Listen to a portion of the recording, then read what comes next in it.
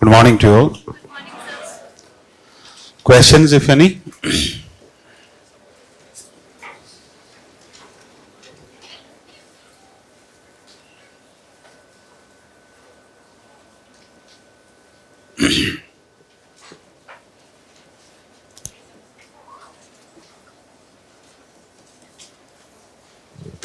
Geography versus society.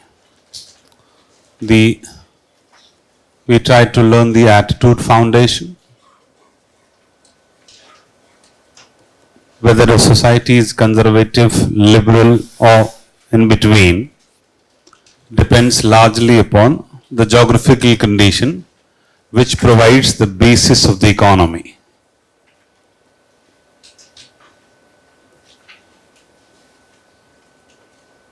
Right, and they combinedly affects the attitude foundation. Then socio-cultural aspects.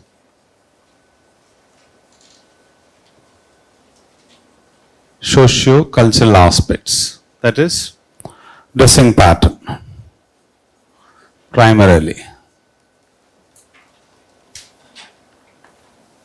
dietary habits,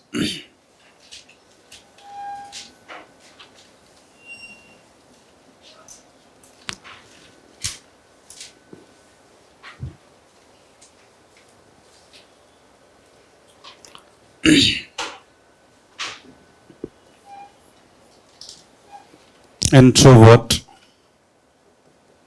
extrovert. Whether a society is inward looking, that is also an example of conservativeness.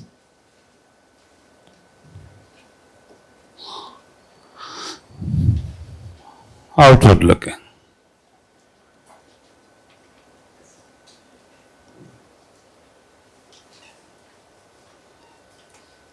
One of the best examples why India or Indians could not become the explorer and discoverers in the past. Whereas the Britishers in the West European countries were outward looking. We were primarily inward looking because we are self-sufficient as far as the basic needs are concerned. One of the reasons why the equatorial regions are highly underdeveloped.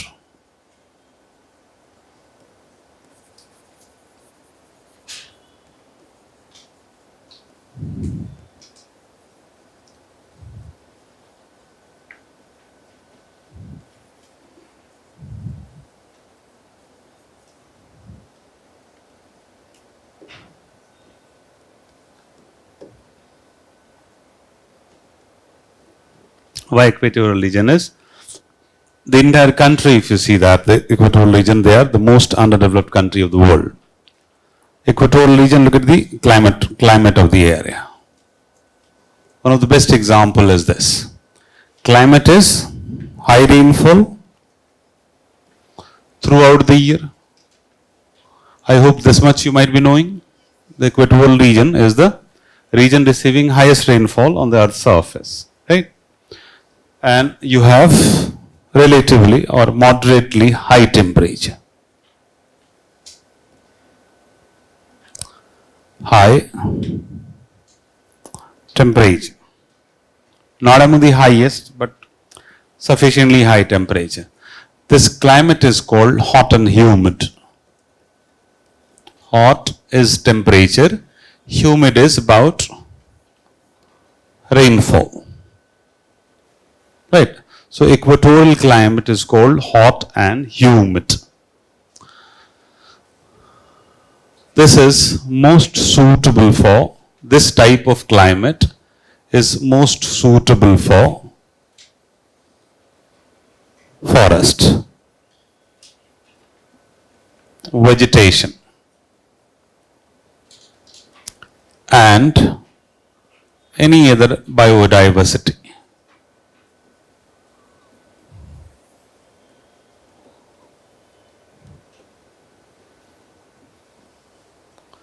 Rainfall provides you water, this provides you food. So both food and water abundantly available.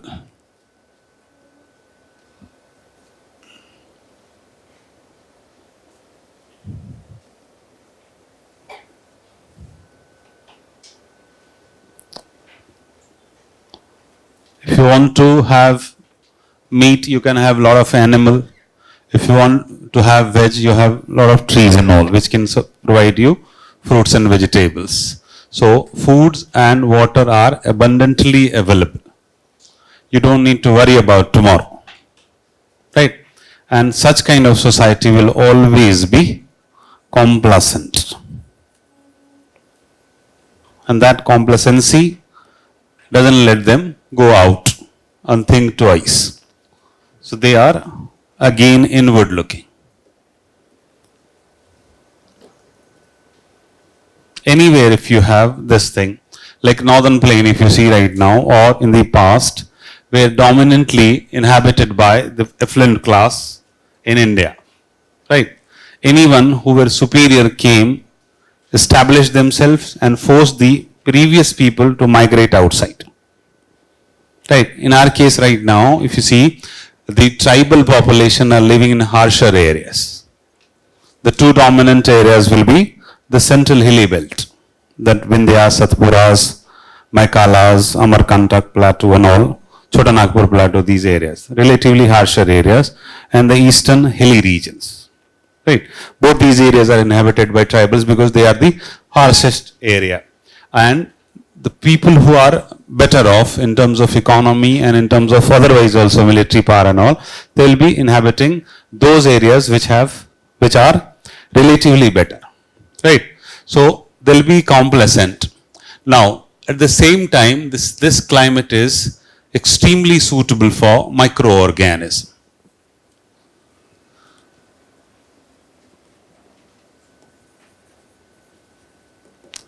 That is a part of biodiversity, but we are exclusively talking about microorganisms for some reason. Extremely suitable for microorganisms.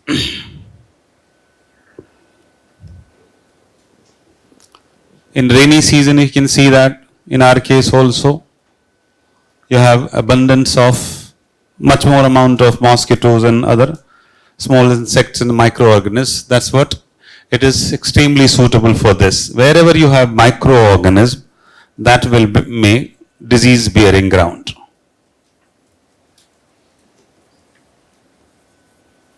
Most of the new disease, you might have heard, they originate in Western Africa. Because of microorganisms.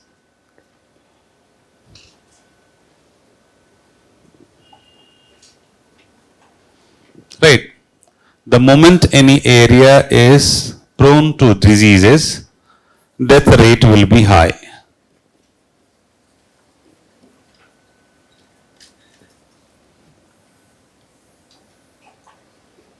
They'll have very high death rate. And any area which has very high death rate will always have high birth rate.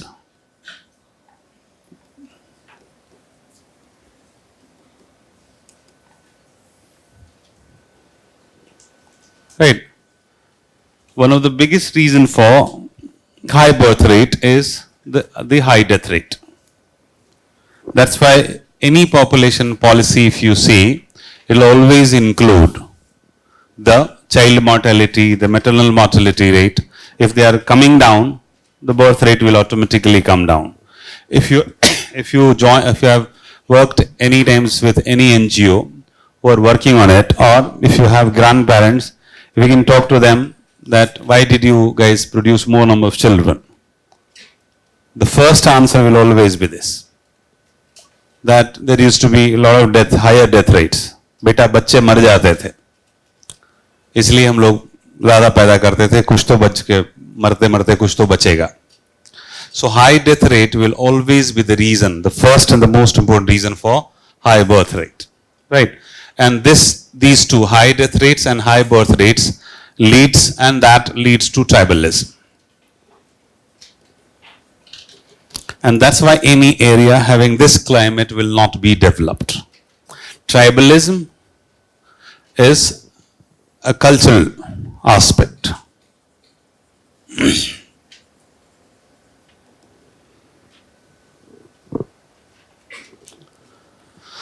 With high sex ratio,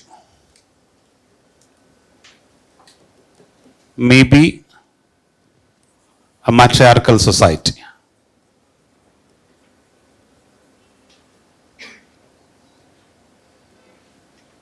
Normally we practice patriarchy, but you'll have in the human cycle the two areas where we have, starting from tribalism, agriculture, advanced agriculture, industrial society, then consumer society, then tribalism. So this is, if you see that, the characteristic, the traits of the society will keep on changing. And ultimately they'll again become, most of the traits will be similar to that of tribals. Like tribals are also, वो लोग भी नंगे घूमते हैं, Americans भी नंगे घूमते हैं, देखा होगा. The only problem lies with these people. Advanced agriculture, then industrial society, there'll be so-called advancement and all, and they'll reach there and they'll have reflect relatively similar social conditions. Economic conditions will be different, but social conditions will be roughly same, right? The positive sex ratio, then it will become relatively neutral, you can say. Negative, then positive, positive. This is how the society will grow in terms of sex ratio.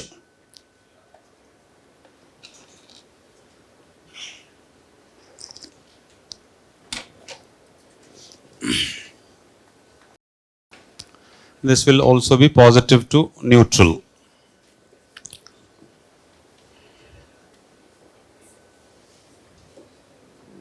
Like you may have questioned, why do South Indians perform better on social platform as compared to the North Indians? What are the reasons? Anybody?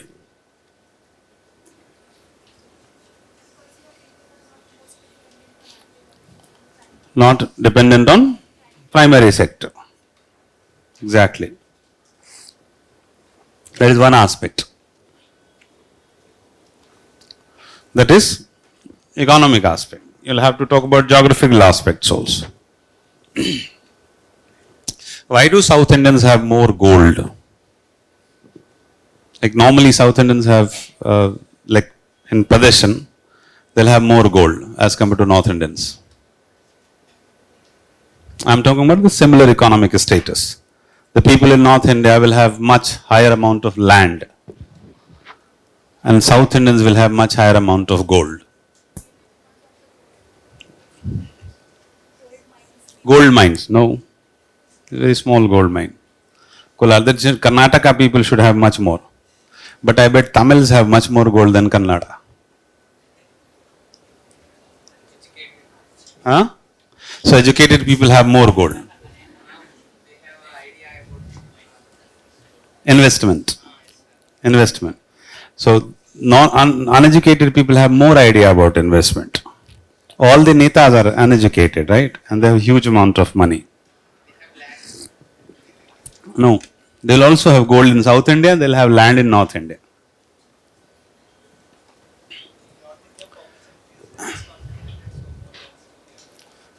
Less concentrated, North India. You might not have seen North India then. If you go into a small village, there will be thousands of people coming out of their homes. It is primarily because of surety. That land in North India gives you guarantee that in future you will have better returns. Because society is agrarian. Because land is important, because source of income is agriculture. In South India, the land is not as important as you can expect in North India. Because land might not be as productive as you expect in agricultural plain area. So they don't prefer to have land. So they prefer to have gold for future. for assured return. So that's why gold is more. I'm not saying that South Indians don't buy land or North Indians don't buy gold. It is the dominant way to invest will be gold in an area where agriculture is not the most important source of income. But if the agriculture is the most important source of income, that area will have, the people of that area will have land as the asset. More important. Right? Like in the beginning, when we were tribals. Right? So what were the source of income? Or the economic activities? Hunting and gathering. Look at here. Everything about society you can correlate from here. Who will hunt in the family? Male. And who will go for gathering? Right? Generally, male dominated activity, female dominated activity. Right? When the male member of the family go for hunting, he might miss the hunt whole day. Sometimes, at least, he might not be always successful. But when the women go for this gathering, they'll always get something. So, in this economic system, female are more important member of the family.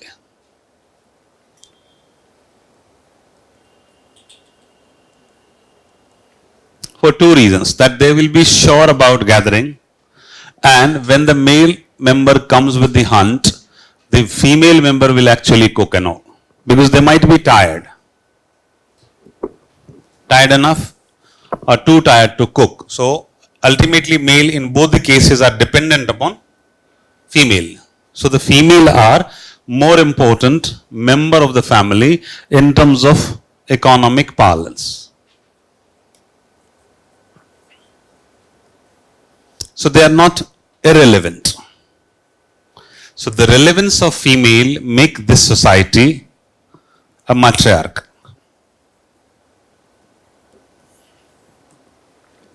Right? The role of women will always be central to social aspects also, because of their economic contribution.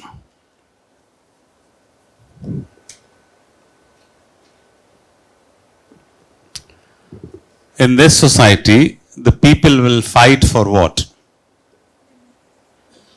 Women. No, women will fight for men. But the numbers will be less. People will fight for forest.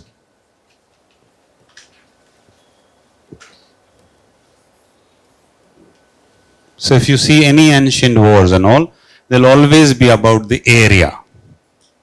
Because less number of people can be served by a larger area through natural ecosystem. Like whether it is trees or animals or natural biodiversity, because the humans are not productive. They are totally dependent upon the forest or natural resources. Totally dependent upon natural resources.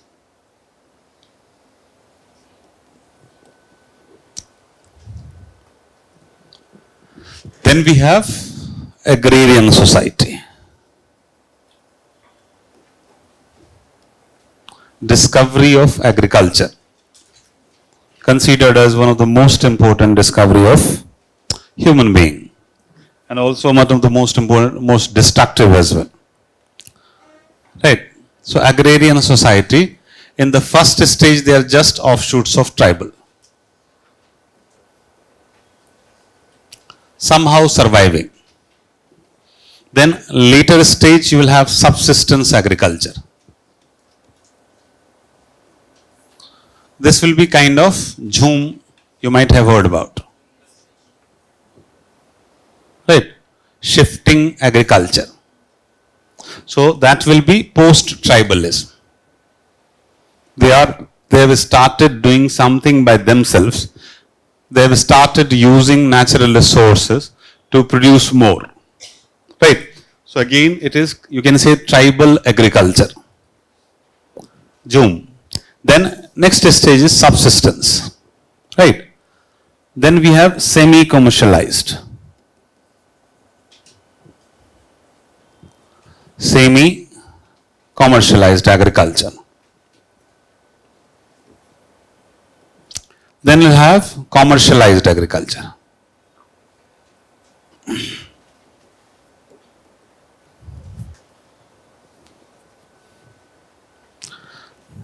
Then we had industrial society.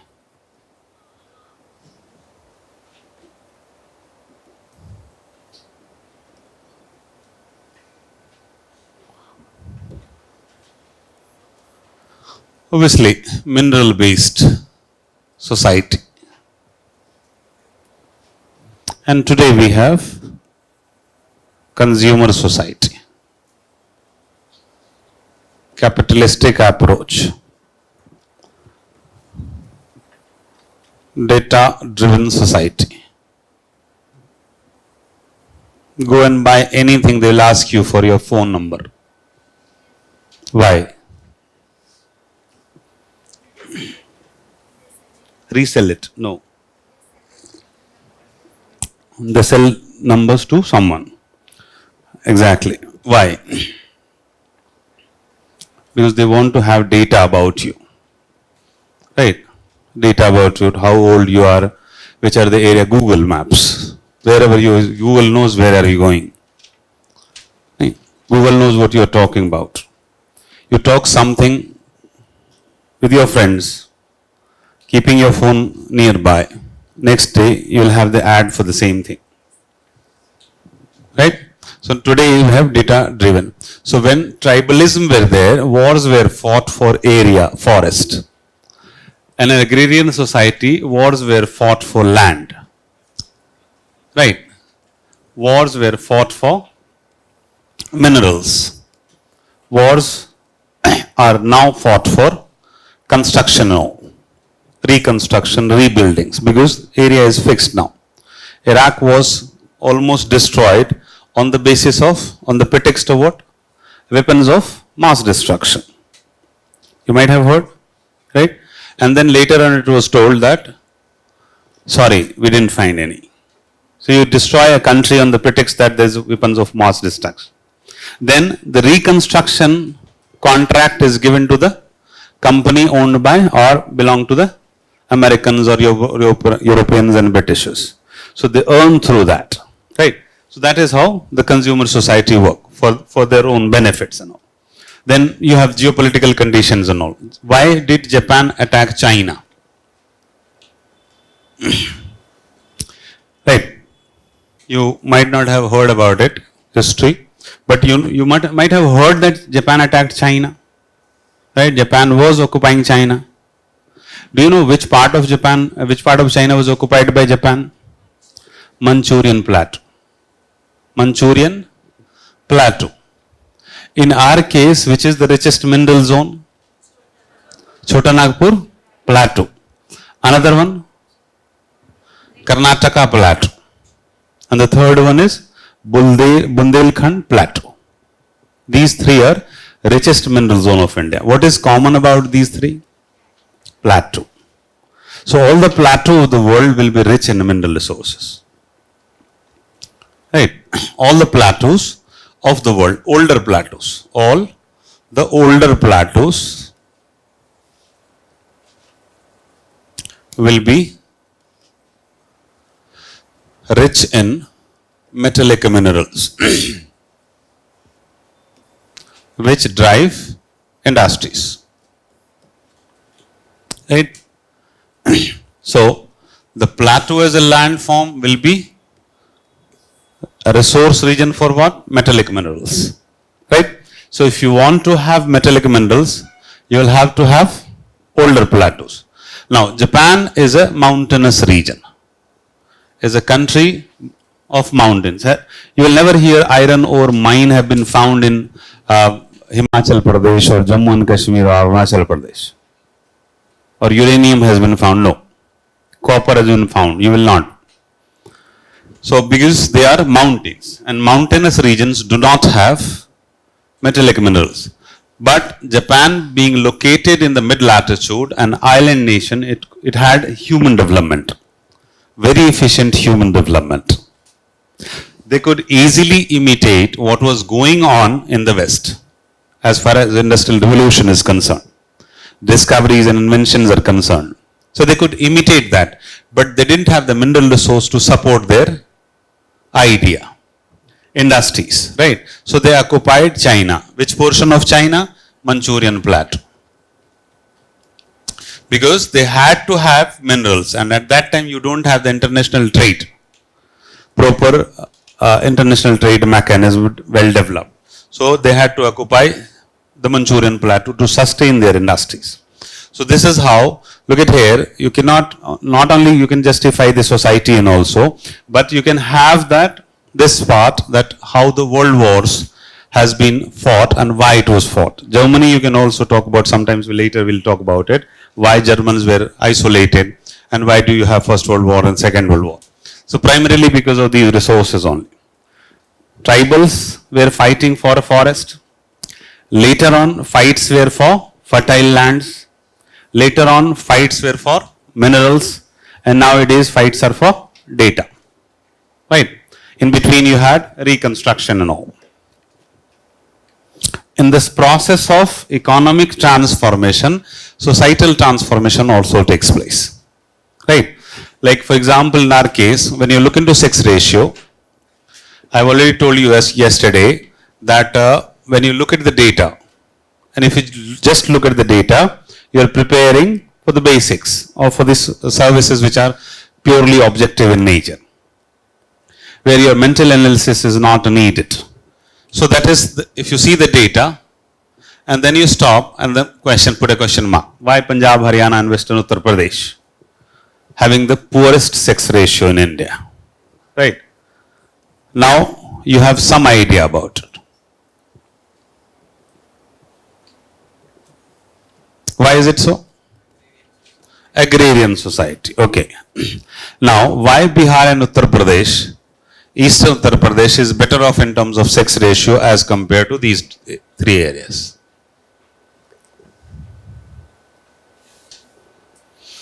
Sorry? Indo-Gangetic Plain. So that is Indo-Gangetic Plain. Punjab, Haryana and Western Uttar Pradesh is also part of Indo-Gangetic Plain. Indo means Indus. Gangetic Ganga. So they are also part of Indo-Gangetic Plain. So poorest sex ratio is Punjab, Haryana and Western Uttar Pradesh. Right? These three areas have one commonality. The most successful green revolution areas. Right? Most successful green revolution areas, whenever you read, these three names will come at the first three areas, which were actually developed through commercialization of agriculture. Now look at this, you need to differentiate. Eastern UP, Bihar, more agrarian, but better sex ratio. Relatively less agrarian, but worse sex ratio. So it is not only about agrarian. That is one part. The larger umbrella is the type of economy. The second aspect is the role of women or the participation of women or the importance of women in the society. Sex ratio is all about the men and women. So when you have subsistence agriculture, role of women is best possible in tribalism, decreases, yet better in subsistence agriculture, drastically reduces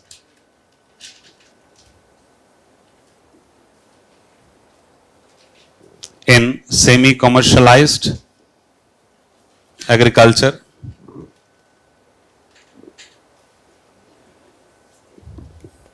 remains neutral in industrial society.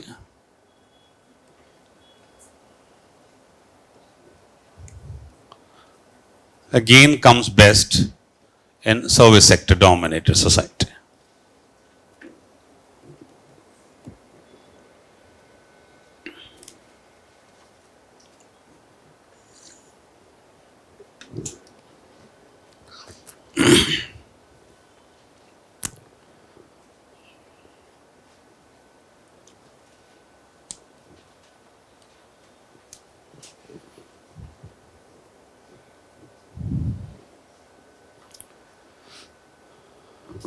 So, when the role of women keeps changing, their status, empowerment and all keeps on changing. Right? When you write about empowerment of women, mostly you'll have the, if you, generally you will write about the consequences, not the cause. Like why the status of women in North India is worse than South India. Give me the reasons. South India is more service driven, not service driven, more service driven, not all, right? Compared, right? And what happens in service driven area? Like, let's say North India, suppose relatively well off family, and South India relatively well off family. Imagine me as a farmer. Let's say I have a daughter who is, let's say 12 years old, 15 years old, and a son who is 13 years old, right? I already have told the daughter is 15 and son is 13. I am a farmer. Right. Now, this 15-year-old girl will be far more mature and smarter as compared to the 13-year-old boy. Even 15-year-old boy, she will be smarter. But if I need to replace myself, for example, for a day, I am engaged somewhere. Right. Where I have some labor working on my field. Who will I send? Daughter or boy? Boy. Why? Male? No, that's how it will become male dominated. I'm talking about the reason. Why will I send the son over the daughter? So I'm preferring the son over the daughter, not because I am a bad father, but because of the conditions. The boy can deal with 20 labors better and more efficiently than the girl. Isn't it? Because they are relatively lower class. We cannot trust them. Mostly male working. So I'll prefer my son to go there. Imagine the psychology. Most of you girls might have felt at least once or twice in your life also what I'm going to tell.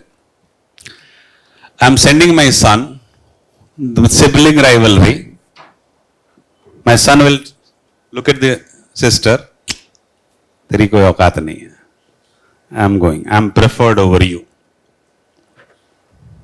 Hope you can imagine that. Right? Imagine the level of emotions, frustrations the girl might have gone. Reduce the age. 6, 7, 8. Where she doesn't understand why she is not being sent there. She wants to replace her father. She wants to be useful. She wants to show her utility, that I am also worthy of or capable of doing something which in your absence. And she is perfectly capable of it. But she will not be allowed. She will be frustrated, highly demotivated. Right? And this boy will never respect his own elder sister or younger sister, or at least very less respect. A boy who doesn't respect his own sister will never be expected to respect others. So when he go out, he treats girls just as commodity or maybe a sex toy. So the entire society will become patriarchy. When he grows up, he marries to a girl, of course. Right? The society will not be liberal enough to marry otherwise. So if that guy marries a girl, he will never be able to respect his wife. Or at least as much as he should. So now he is, let's say suppose in a commercial, he is a big farmer. So he married to someone from landlord also. That girl comes in this area, gets married to him, she stays there. That guy works in a field, right? So what should be the best quality he should possess? He should know how to drive a tractor. He should have good body so that there should be a kind of reverential fear for the labor class also. Right? That will be the best asset for him. He doesn't need to study. That's also a reflection of the poor education. We'll come to that later. Now, the girl comes to her in-laws family. Might be joint family, 20 members. None will respond her properly. Because initially, in general, you are an intruder. Right? You are taking a good amount of time of, let's say, the mother's son, the sister's brother. So there will be a natural rivalry. You came and you have stolen my brother. You have stolen my son.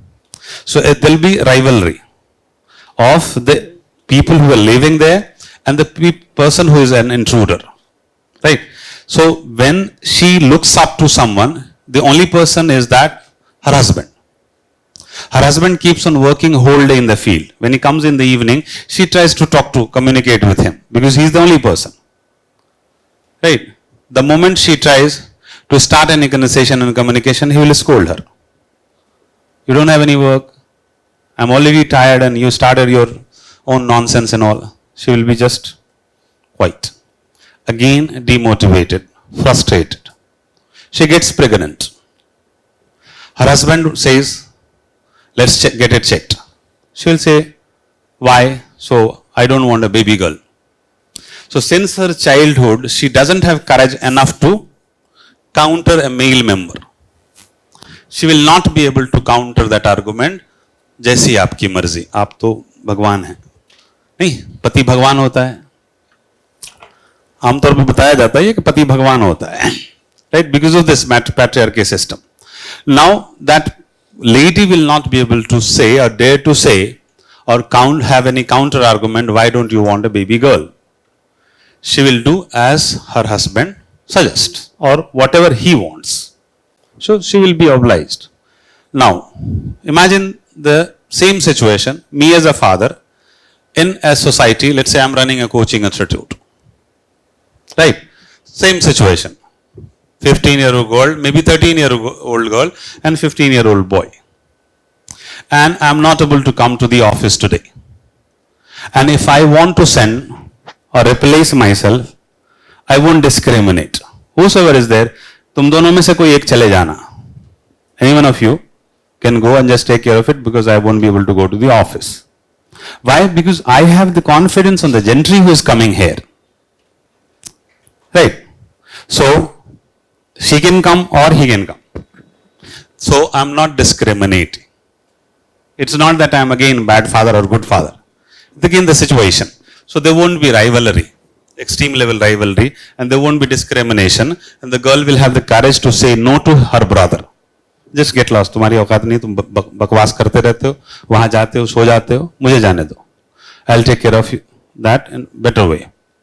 And again I'm repeating, girls are maturer than the boys of their age, smarter also. So they will not be discriminated. Now, if education comes, they both will be given equal importance if I have the money to support two kids. So both will be educated. Let's say, suppose he becomes an engineer, she becomes a doctor and whatever. Right? She is well educated, he is also well educated. Both are growing with almost equal status. She is married to someone who will also be a little bit educated. Right? The same way she gets pregnant. And somehow that guy says, I prefer a baby boy. She will ask why. So there will be argument. I like baby boy. She will say, no, I like baby girl. And there will be arguments, no, let's naturally whatever comes, let it come. Suppose he is stupid enough to insist upon, get lost. पुराना वाला अभी भी wait कर रहा है. Right? So that way the level of the courage she has to put the counter argument will be because of the upbringing, because of the society she belongs to. And then there will be some say of that woman and girl in the decision making process. And any society which is non-agrarian, women will have say in the decision making process, and the women empowerment will naturally be there. Otherwise, it won't. So, the sex ratio will be poor because of the economic condition, which is the fundamental reason, the most important reason behind the attitude foundation. And that attitude actually determines the societal perspective. Hi. Any question if you have? Let me know. I know it is, in the beginning I'm talking heavy things. It's just because even 10%, 20% you can have it or you could understand, that will be sufficient in the coming lectures. Because I want you to correlate and integrate, or at least try to integrate later on. Because these are the questions where you will suffer a lot. Right? If I ask you why Muslims are more poor in India. How many Muslims? Any Muslim here? Sharma Ahmad? 1, 2, 3. Why Muslims are poor in India?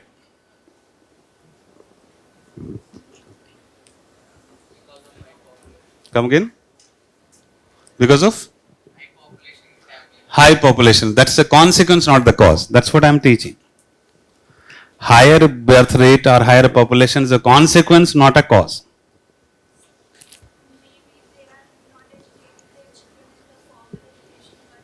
Abul Kalam.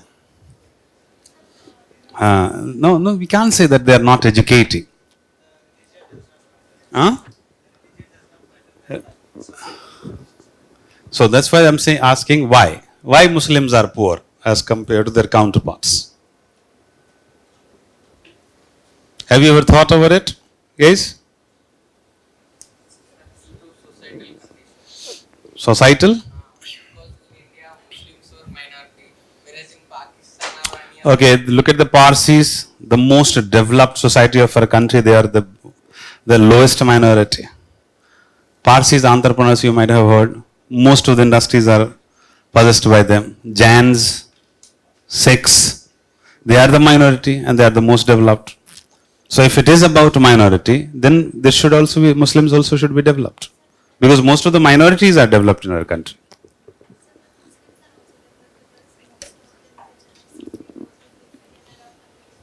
They go to Arab countries and on. So a lot of Hindus also go to Arab countries. Expatriates, with most of the Keralites, Malayalam are there. Now Saudi Arabia should be written as Kerala 2. Dubai should also be written as Kerala 2. So non-Muslims and Muslims, whoever they get the opportunity, they go there. Labor class, Muslims are more. But the moment you have educated class, across the religion you have people living in that area. More than 50% of expatriate income or forex comes from West Asia.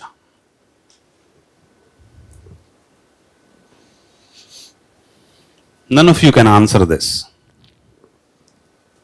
Right? Including the Muslims. They don't know about it. And that is where the interference of the less educated people come and they get diverted. And the mind can be diluted.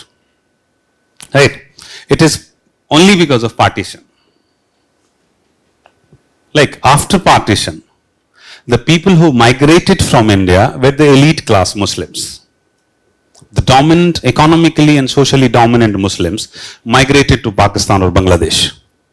Now imagine a society, and if you take out the cream from that, so what is left is the less privileged, the poor society. Right? Poverty ridden, socio-economically worse society. So average income, average economy, average social conditions will be extremely poor. There will be leaderless society. And that's why they are poor. Right? That is very often misused by most of the political mullahs. That Muslims are discriminated in India, that's why they are poor. No. Discrimination is everywhere with everybody across the religion in our country, or in a country where you have more number of job seekers and less number of jobs. So there will be discrimination. Discrimination is human nature, basic human nature. You always discriminate. We always discriminate on some or the other basis. Imagine yourself as an IPS on a crossroad taking care of all the vehicles going. One of the vehicle is mine. You will discriminate. That's what discrimination. Oh, sir, थोड़ा सा पढ़ाए थे geography, ठीक ही ठाक पढ़ाए थे, right, कुछ contribution है इनका मेरे सिलेक्शन में. So let him go, let him go. Sir, namaskar. Do you remember me? Kind of. I have personally experienced it. Do you remember me, sir? No. Sir, I was in Vision, Hyderabad, kind of. Sir, please. Isn't it discrimination? It is discrimination. So discrimination is basic nature of humans, right? On some basis or the other. So they'll generally hide because of that, because they don't know, majority of them don't know the reality. So partition is the fundamental reason, most important reason behind the poverty of Muslim masses. And they have to start from there. And any society which is poor will have poor socio-economic condition, will have more number of children. Not because of religion, but because of socio-economic conditions, where the women participation, where the status of women, where the decision-making process of women is relatively less important in the family. So they'll have more number of children.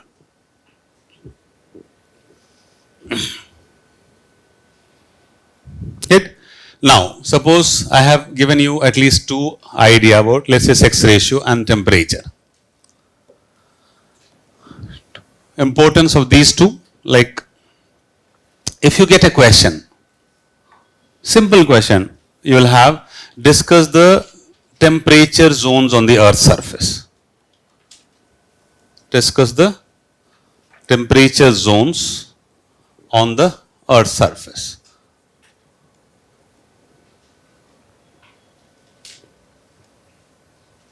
Or maybe divide the Earth into different temperature zones. Right. Now everybody will write that this is torrid zone, temperate zone, frigid zone, polar region and all. Right. Within that micro level. Now UPSC, that is academic. Right. What is temperature, types of temperature, factors affecting temperature, then zones of temperature. So equatorial region has highest temperature, then you have decreasing temperature, polar region is frigid zone. Everybody will write. Just add one or two lines.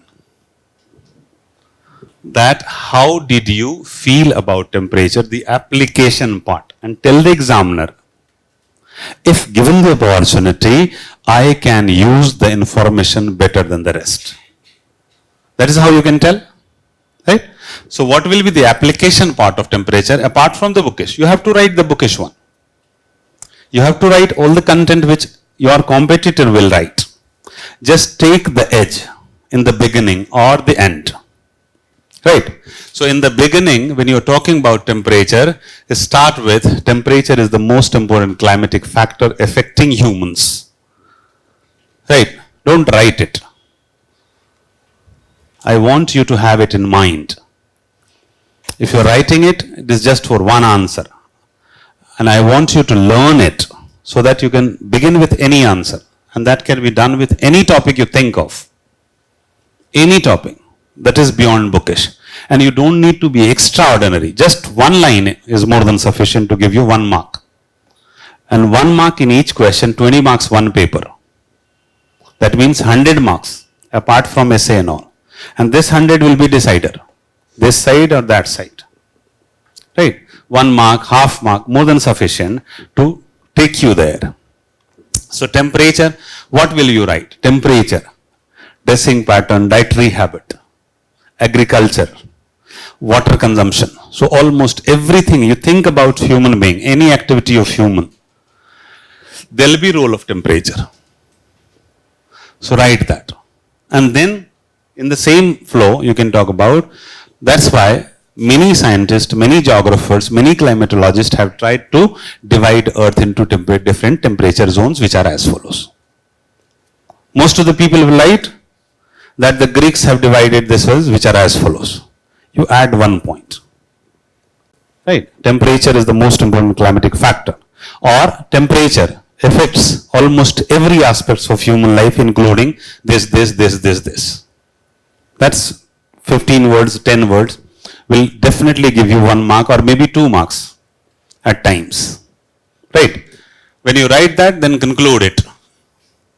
When you write in conclusion, talk about global warming. Look at here. What is global warming? You might have heard. What is global warming? Increase in temperature. How much? 0.5 degree.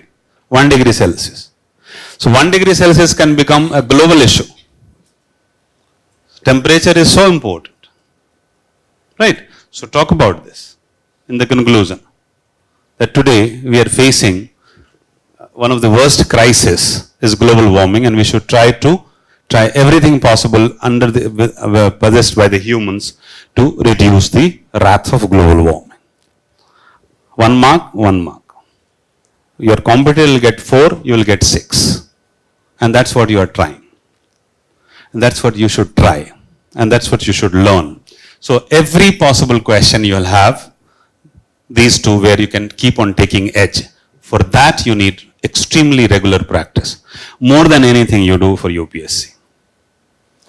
Take any topic, whether relevant or irrelevant in UPSC. And think about that, how can you present in a better way?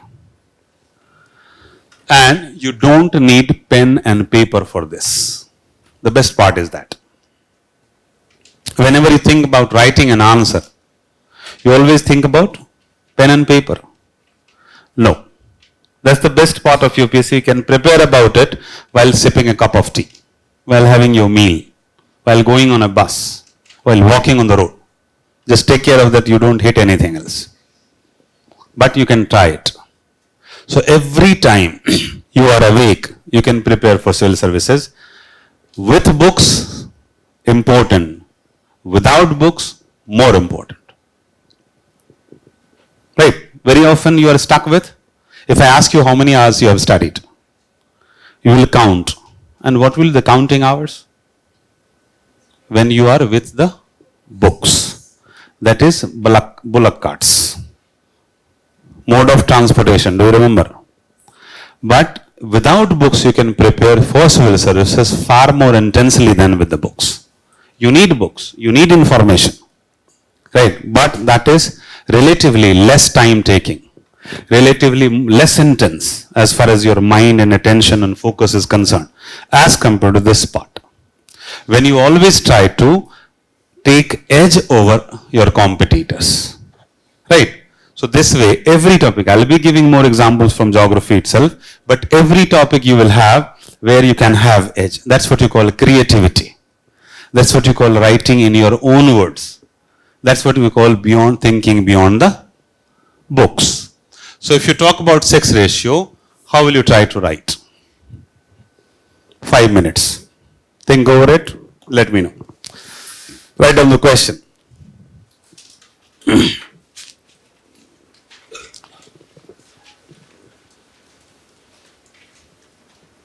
Discuss the reasons.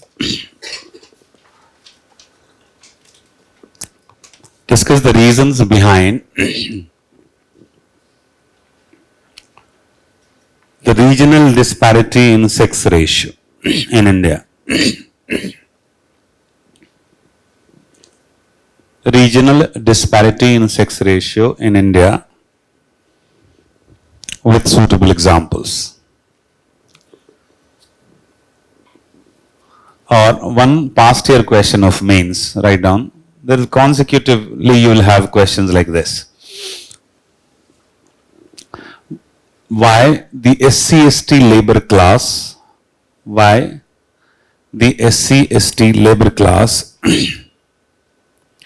have poor sex ratio than the tribals?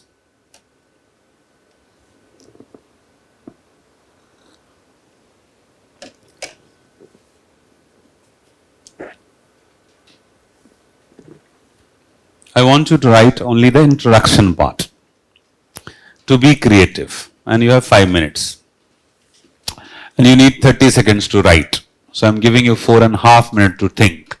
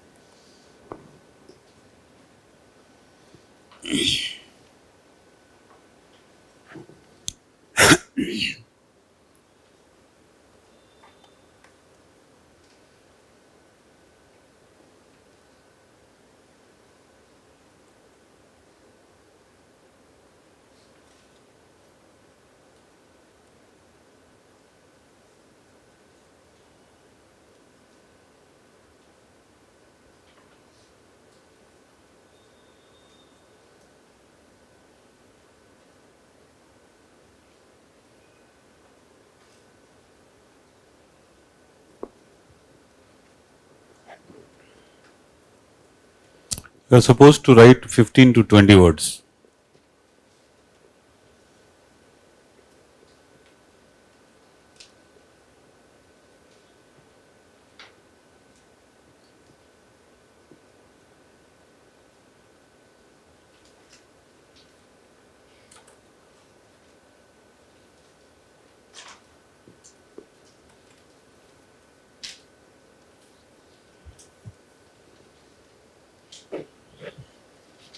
Last 1 minute.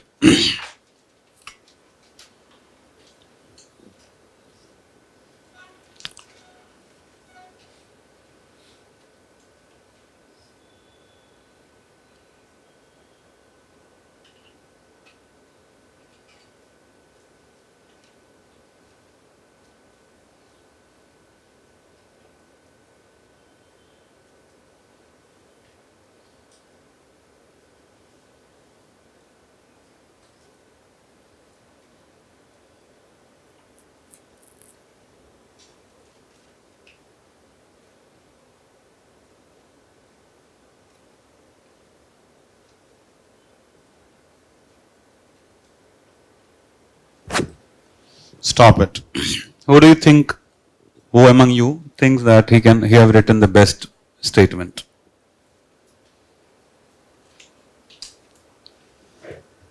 Okay, you have the best, right? You also. 3. Good. Speak it. In second question,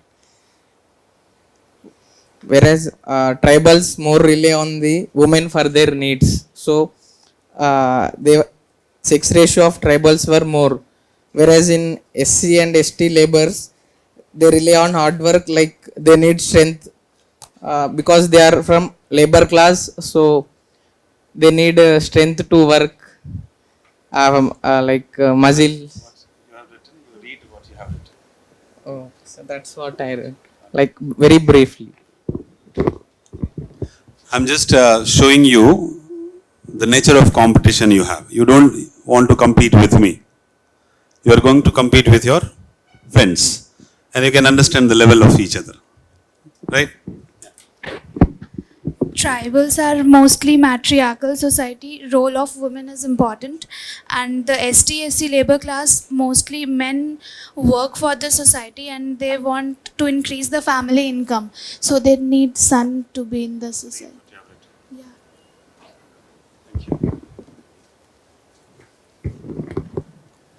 Geography profoundly impacts socioeconomic makeup of any area, as geography determines the choice of economic activity that in turn shape the social conditions.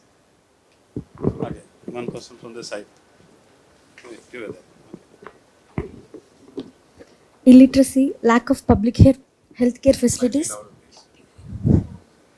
poor educational facilities, illiteracy, lack of public healthcare facilities, high infant mortality, and maternal mortality.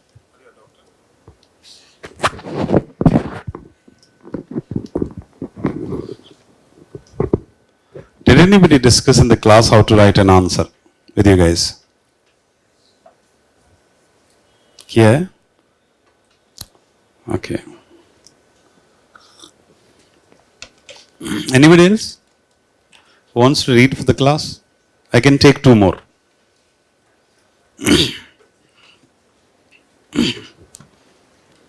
Who think you have written better than whatever has been spoken till now?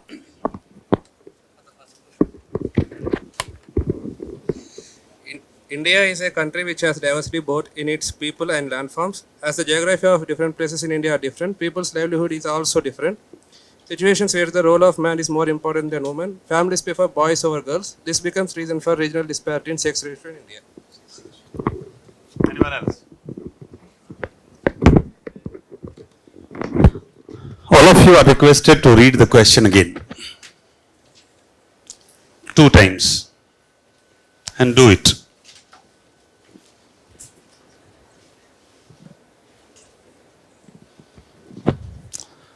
What is the key word here? Sex ratio. Anybody who has spoken have talked about sex ratio? Now, if you write anything, let me talk about introduction. How to introduce. You have 3 parts of answer: introduction, body parts, and conclusion. Right. What is introduction? Definition of sex ratio. Okay. What is introduction? What is introduction, Merijan? Introducing question. Okay, introduce yourself.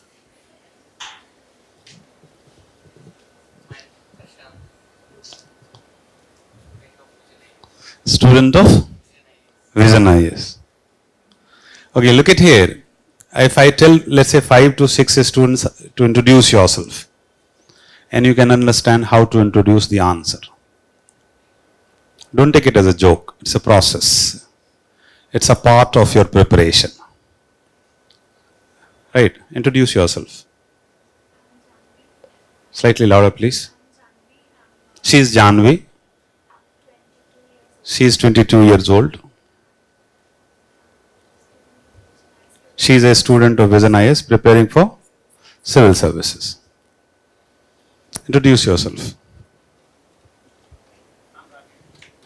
Sorry? Rakesh. Okay, he is Rakesh. Son of his, talking about his father. Okay. He did his graduation. Okay. Vision IS. Okay. Presently, anyone else who thinks that can introduce differently? No?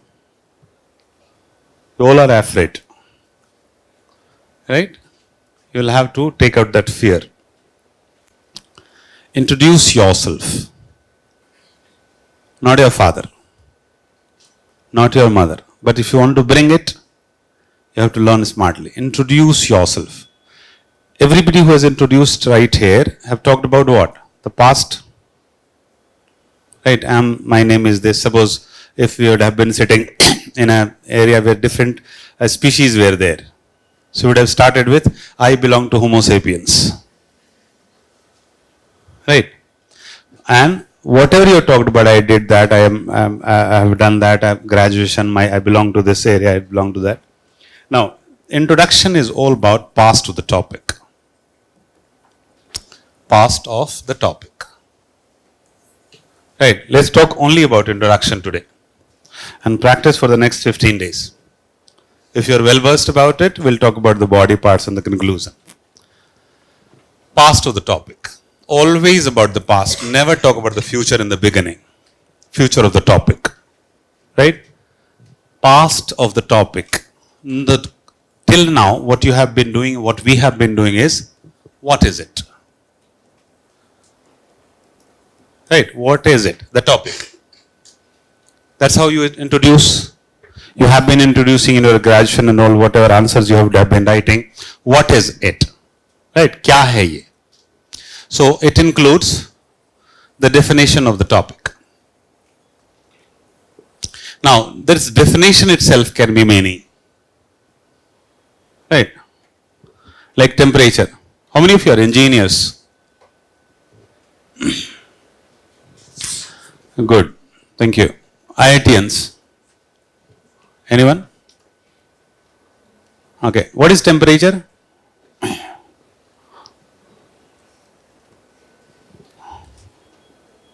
Believe me, he doesn't know. Because I am also engineer. And I never knew it before studying or teaching geography. What is temperature?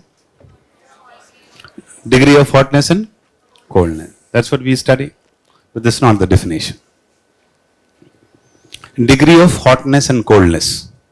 If I say I am hot, I'm like in temperature wise, not otherwise. So I'm comparing with someone. Right? So degree of hotness and coldness is comparison between two elements. Right? That is understanding of temperature, not the definition of temperature. It's a comparative analysis of two objects. So when we compare, this is hotter than this one, suppose. So this is hotter. The moment we say this is hotter, we are comparing it with something. Right? So it is a comparison of temperature of two bodies. So it gives you understanding of temperature, not the definition of temperature. Anyways, so that temperature can be defined as bookish way, whatever its definition is. Right? So we can define temperature as degree of hotness and coldness. That will be, everybody will write. Now, temperature is the most important climatic factor. It is also a definition of temperature. Right? Earthquake. So, earthquake is technical definition, passage of vibration through the earth crust. Earthquake, one of the disasters, is also definition. So, you can work upon this part also. If you think that anybody can write it, or it is so easy to define it, don't define it. Right? Or define differently. Second aspect is, why is it? This is the graduation part. When you include this, this becomes maturer part, or you can say that UPSC standard or mature beginning. Why should we study it? Why should we study the topic? Right. In any version, if you're talking about why, the moment you answer it, you will write about importance with respect to humans and importance with respect to the subject matter.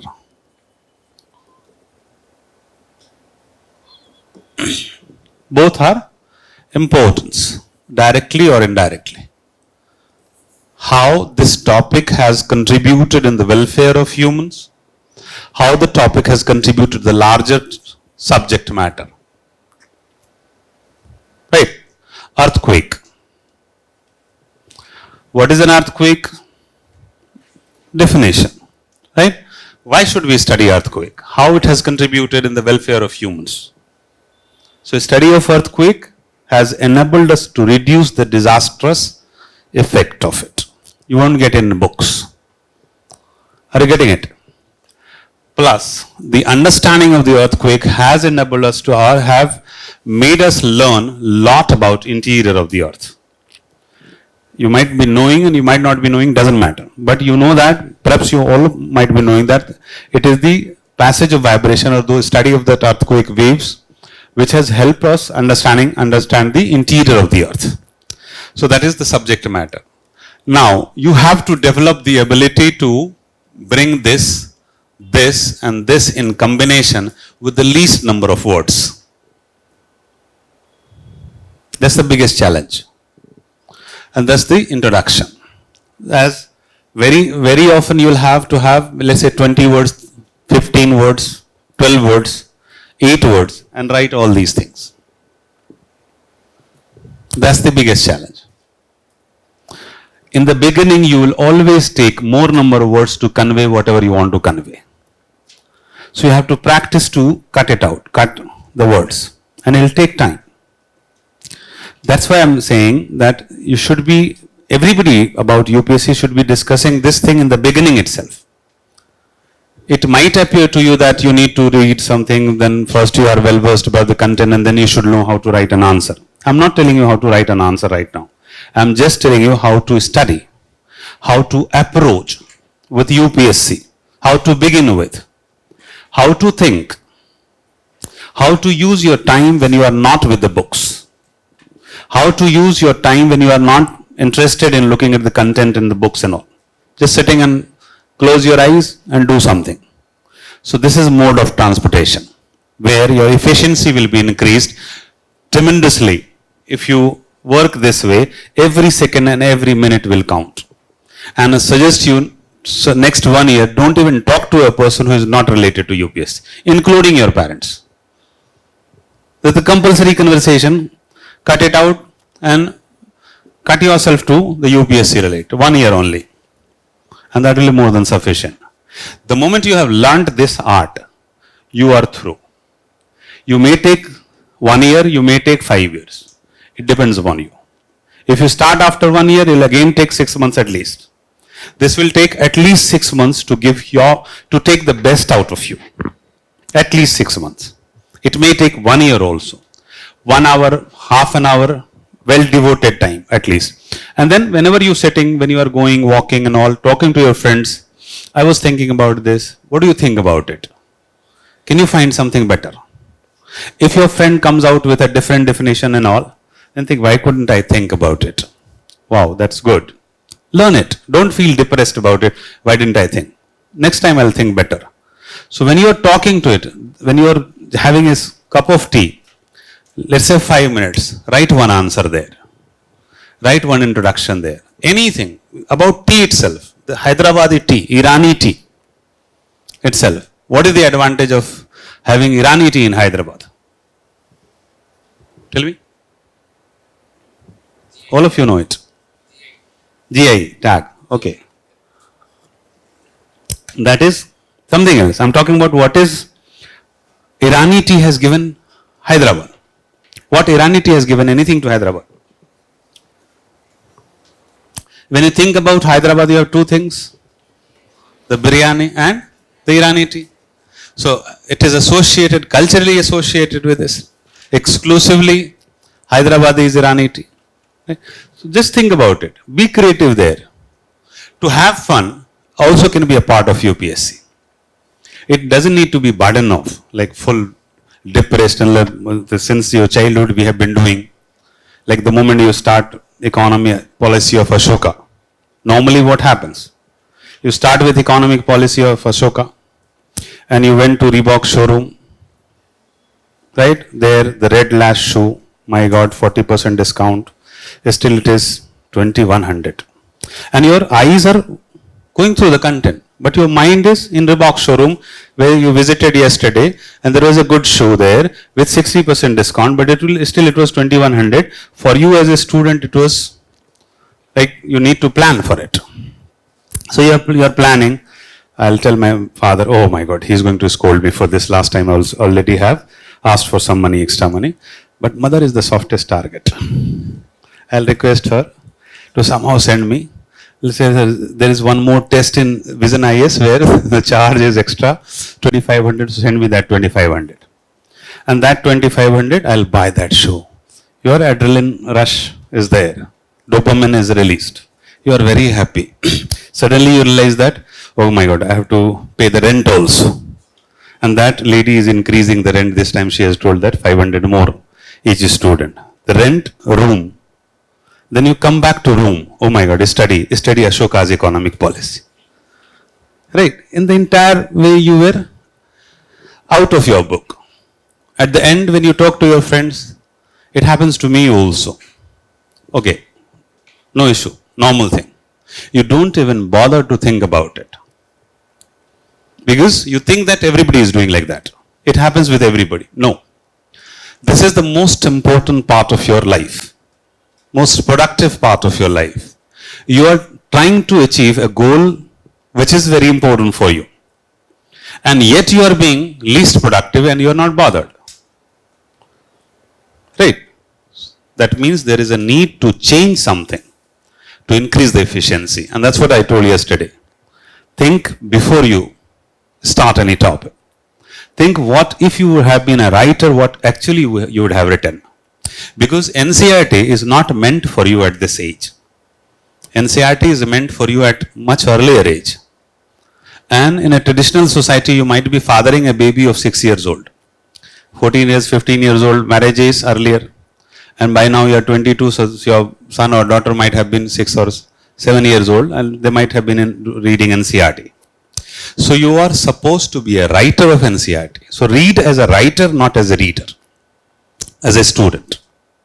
And then you see the difference. Then you see the concentration, then you see the productivity, then you see the memory. You will be surprised to learn how intelligent you are, how efficient you are in memorizing things. If you are not able to memorize things, means there is something wrong with you, with the approach you are going through. And the wrong is this. Read it as a writer.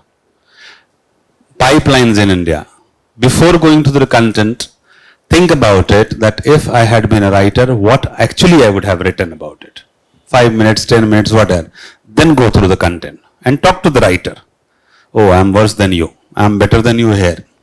My God, I am much, much better than you. Kind of, oh my God, I didn't think about it. It didn't come to my mind. Why? So just keep on talking to the writer. So you are a writer of a kid, I am also a writer of a kid. Not as a reader. It will never be a burden. It will never ever be a like kind of a pressure for you. My God, I have to finish NCERT. No. You will start loving it. And then you will be more productive and creative also. And the most important part is the mains examination. At least 30 to 40% question will always be there, which you have to create an answer right there in the examination hall.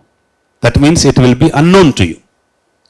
So when you think about pipelines in India, much before you have read it, you are writing an answer about an unknown topic. So you are training your mind, and anything unknown to you in the examination hall will not bother you. Because you know that you can write something about it, or at least better than your competitors. So train your mind for these things and keep on training. The most important part I'm telling you is this. So when you write about sex ratio, write about that sex ratio. You can define it also, which is not a great idea because everybody can define it. 8th class student also. What is the sex ratio? So 1000 male, female versus and all. This is not going to give you edge. Write about what does it indicate. Sex ratio indicates the level of civilization of a society. In the beginning, don't get afraid with these sentences. That why didn't you think? Because you have not tried for it. The moment you start trying, you will get these things later on. Importance of sex ratio. So importance of sex ratio is one of the biggest things that sex ratio reflects the civilizational attainment of a society. Now, anywhere if you see, that if you just see the data, We have discussed a little bit about sex ratio. Different society have different sex ratio. So that means sex ratio tells you about society. Right? If you see the European countries, there will be better sex ratio. That means they are advanced. That means women empowerment is there. That means role of women is very high. Women are supposed to be physically inferior. Right? And those who are weaker sections are given due presence or importance in any society. That means that society is far more developed. Because that's human nature that you beat the weakers and get afraid of the stronger. That's basic human nature. But you are going against that nature and you are respecting your weaker section. That means you have attained a much higher level of humanity. So that ways you can write about this. And then the definition, the moment, imagine everybody writing 1000 male, female, 1000 male, female, 1000 male, female, examiner is going through, he is vomiting, and suddenly you write sex ratio is the indication of the civilization attainment, he will wake up. This is the guy. Because you have shown him or her that if given the opportunities, you can use the information in a much better way. Because everybody is being bookish, clerical answer. But the moment you have defined it differently, and you can think in many ways, right? Then you come to that regional, India is a diverse country where regional specific things are very diverse and all. Then you come to the answers, but you begin with something which you think that you have created. You think that not many students would have written it. Then you are in that league of that 2000 or 2500. Hope you get it, right? Anything you keep on asking.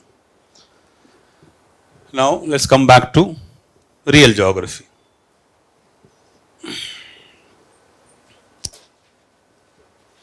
After the break.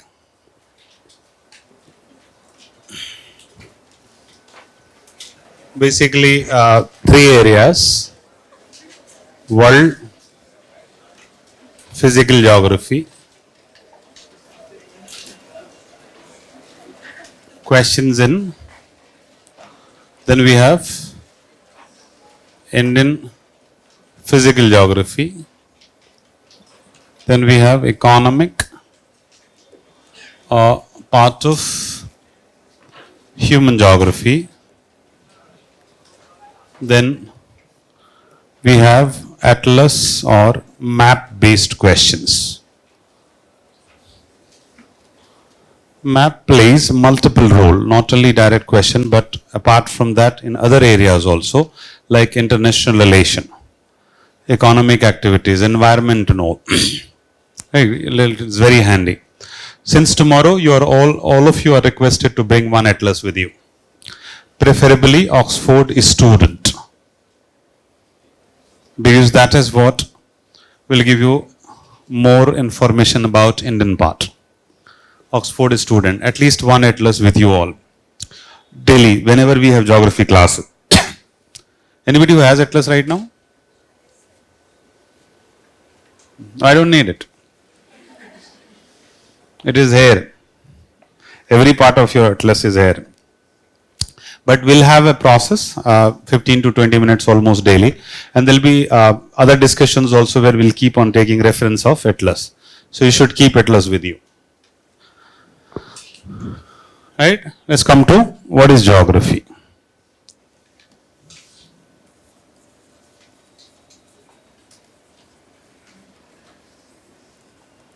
That comes from the two Greek word geo plus graphy. Right? Geo means earth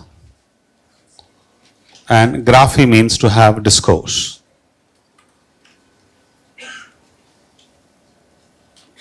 Or intellectual discussion.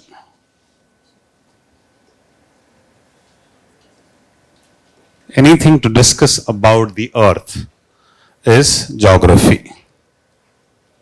Right? Primarily it is the surface of the earth. But in defining or explaining the surface, even the interior or the atmosphere becomes integral part. But technically, when we talk about geography, it is about the explanation of the surface. Why is it wherever it is located? Let's say suppose mountain. So what is it? It's a mountain. But the moment you say that why Himalaya is located along the northern border of India, that is geography. That is analysis of the space. Of the space. Primarily, why? When you answer why, the location wise, why it is located wherever it is located. That's why it is called locational analysis also. Locational analysis. For example, why an industry is located wherever it is located. It becomes industrial location. That's a part in the syllabus. Why a mountain is located wherever it is located.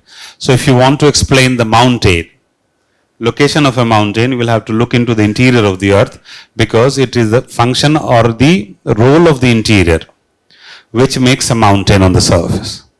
Let's say suppose why a forest is, or the highest, most densely forest is located along the equatorial region.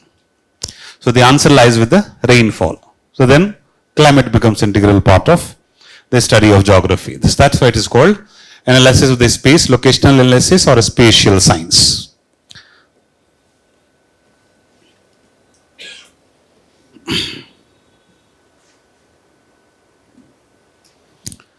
Now, there are two approaches of understanding the surface. Two approaches. One is called a regional approach, and this is also called a regional geography. A regional approach. Another one is called systematic approach.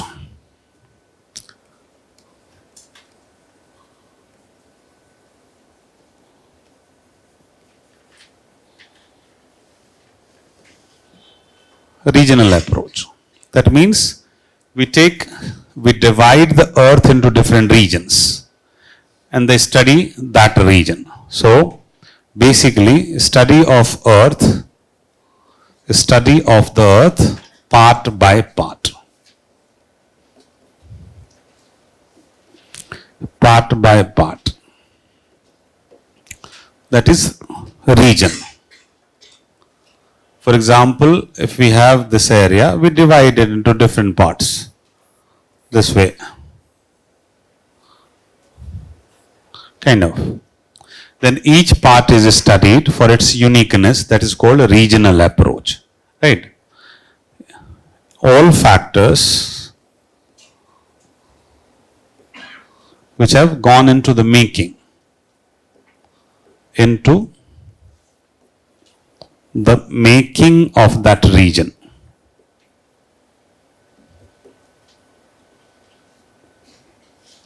are studied with respect to its role in the region making. That's called a regional approach. Let's say in case of India, we may say that North India versus South India. So we have divided India into two parts, right? Cultural division. This becomes regional approach. What are the factors which has made North India for whatever it is, right? So we are dividing that into, let's say, mountains of India, plains of India, plateau of India. So this is also regional approach. The basis of division is physiography. The first was the basis of division is cultural aspect. Within North India also, Western plain, Central plain, Eastern plain, and they're culturally different also, socio-culturally, economically. So when we divide earth or any part of the earth into different regions, and each region is studied individually for its uniqueness, we call it regional approach. Systematic approach, when human activities are singled out, when human studies are when human activities are studied part by part.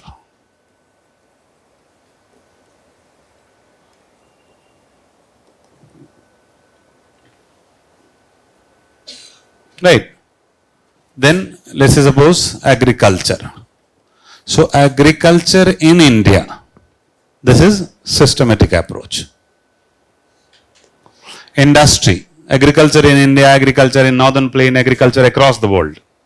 That is systematic approach. Industry, road works, networks, or afforestation program by any society or NGO across the region or the world.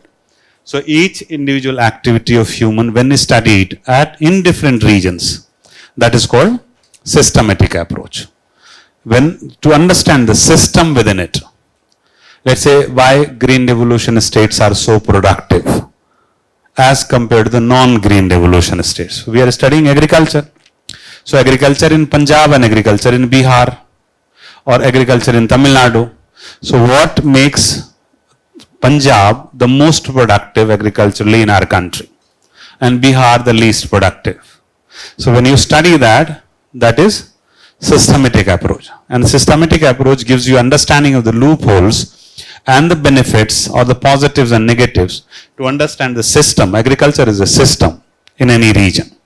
So both are the approaches which have been used by geographers to understand the impact of humans on the environment and environment on the humans. Activities of humans, whether it is productive, less productive or extremely productive. So that gives you a chance for rectification. That's what you call systematic approach. Right? A single system is a whole. It functions as a whole. For example, nervous system. So human himself or each one of us is a system of a larger system of Homo sapiens. Within us, we have several systems functioning. Nervous system, each system is made up of several components and elements. When the doctor looks into nervous system, they try to check out which element is missing. So if the rectification is done, the nervous system can be made better. The same way, let's say irrigation system we are discussing. So part of irrigation system, wherever the fault line is there, what makes an irrigation very effective, some other areas have less effective irrigation. So if you understand that, that system can be understood and the elements and the links can be understood. So that ways it becomes much more functional and scientific approach in systematic approach. So geographers have always been discussing with this is better, but both are good and for different sense. Right? So regional approach gives you the study or the compact study of a region. Systematic gives you the activities of human and their loopholes and the positives.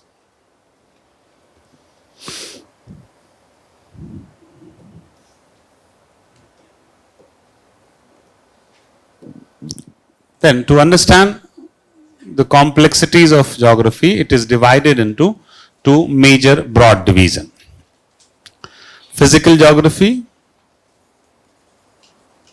and human geography.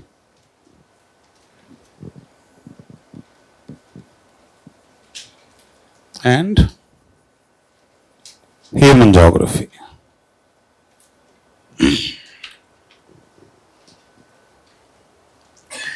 Physical geography, which deals with the environment.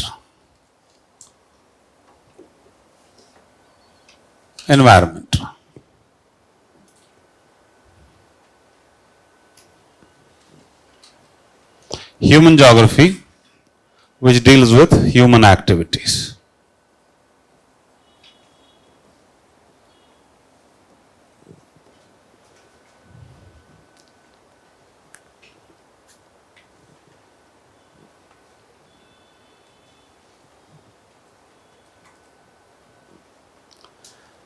What is the environment?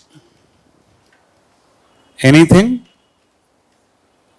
which surrounds us.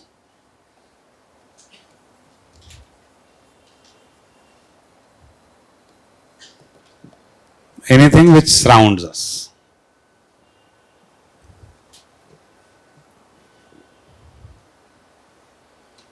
Is called environment.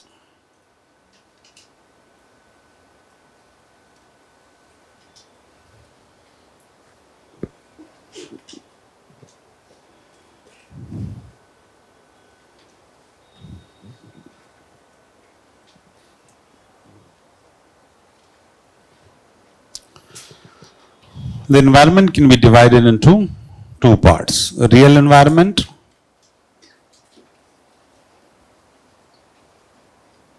and perceptual environment.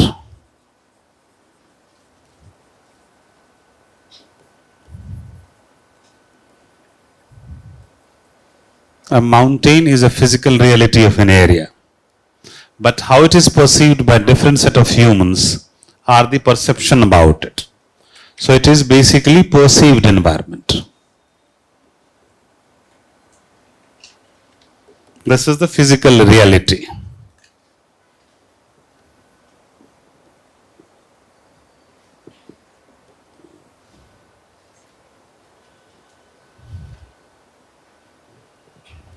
Which one is more important? Real environment or perceptual environment?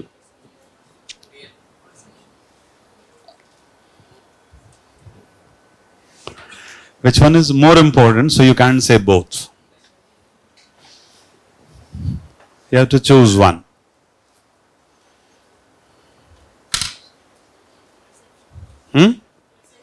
How?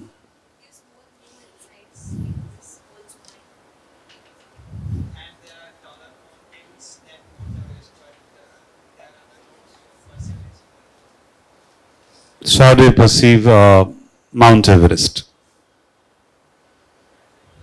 As a peak. Okay. Where you cannot reach.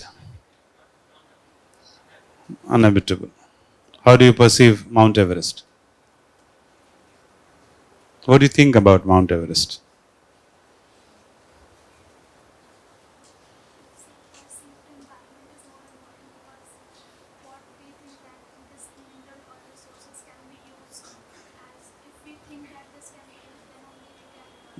If you think that minerals can be used, then only we'll be able to use it.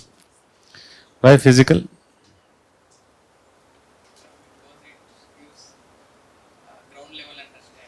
Ground level understanding. Okay.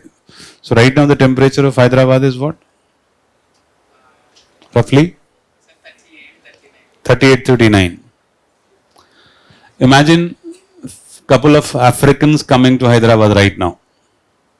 And if they are talking to their loved ones, what will they say about this temperature? It's extremely cool. Wow, wonderful weather. Right. And least humidity. Right. It's kind of heaven. Imagine some Britishers or Norwegian coming to Hyderabad right now. Right? If you want to experience hell, come here. The temperature remains the same, but the perception differs. The distance between Hyderabad and Visakhapatnam, yesterday we talked about, remains the same throughout the history of humans. But the distance was far, far longer mentally in ancient time, less longer in medieval time, and least right now. Right? Just kind of walk away as compared to the ancient times. How we can understand? Right? When Ghalib was traveling from Delhi to Kolkata, it took 6 months. He traveled for 6 months and stayed at various places. When the Mughal dynasty and all were traveling in different parts, Delhi to Hyderabad, it was a big deal. Yesterday, in the day before yesterday, in the morning, I was in Himachal Pradesh. In the afternoon, I spent in Delhi, and evening, I reached to Hyderabad. This distance would have taken at least a year for any best or the richest person of ancient India to travel. Physical reality is the same. Imagine 1 hectare of land is a physical reality, but its location will make it different meaning. 1 hectare of land in Banjara Hills, you are the richest person of Hyderabad, you can become chief minister. Right? So that means perceptual environment, that is where you need to work upon in UPSC also. So when we think about perceptual environment, it becomes more important in defining man and woman relationship.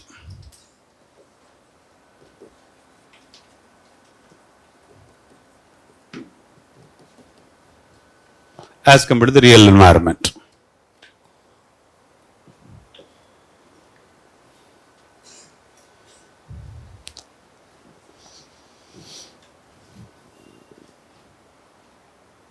So that's what the debate has been ongoing, continuous, among the geographers. There's a continuous debate.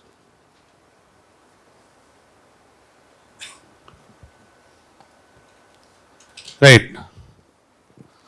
Role of environment in shaping the humans.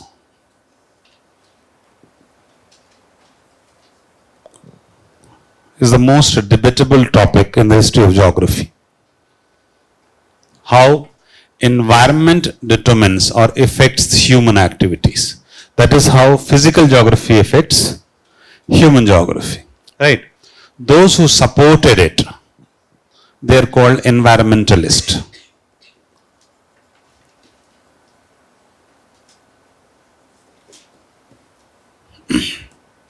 Environmentalist. Those who supported the idea that environment determines human activity.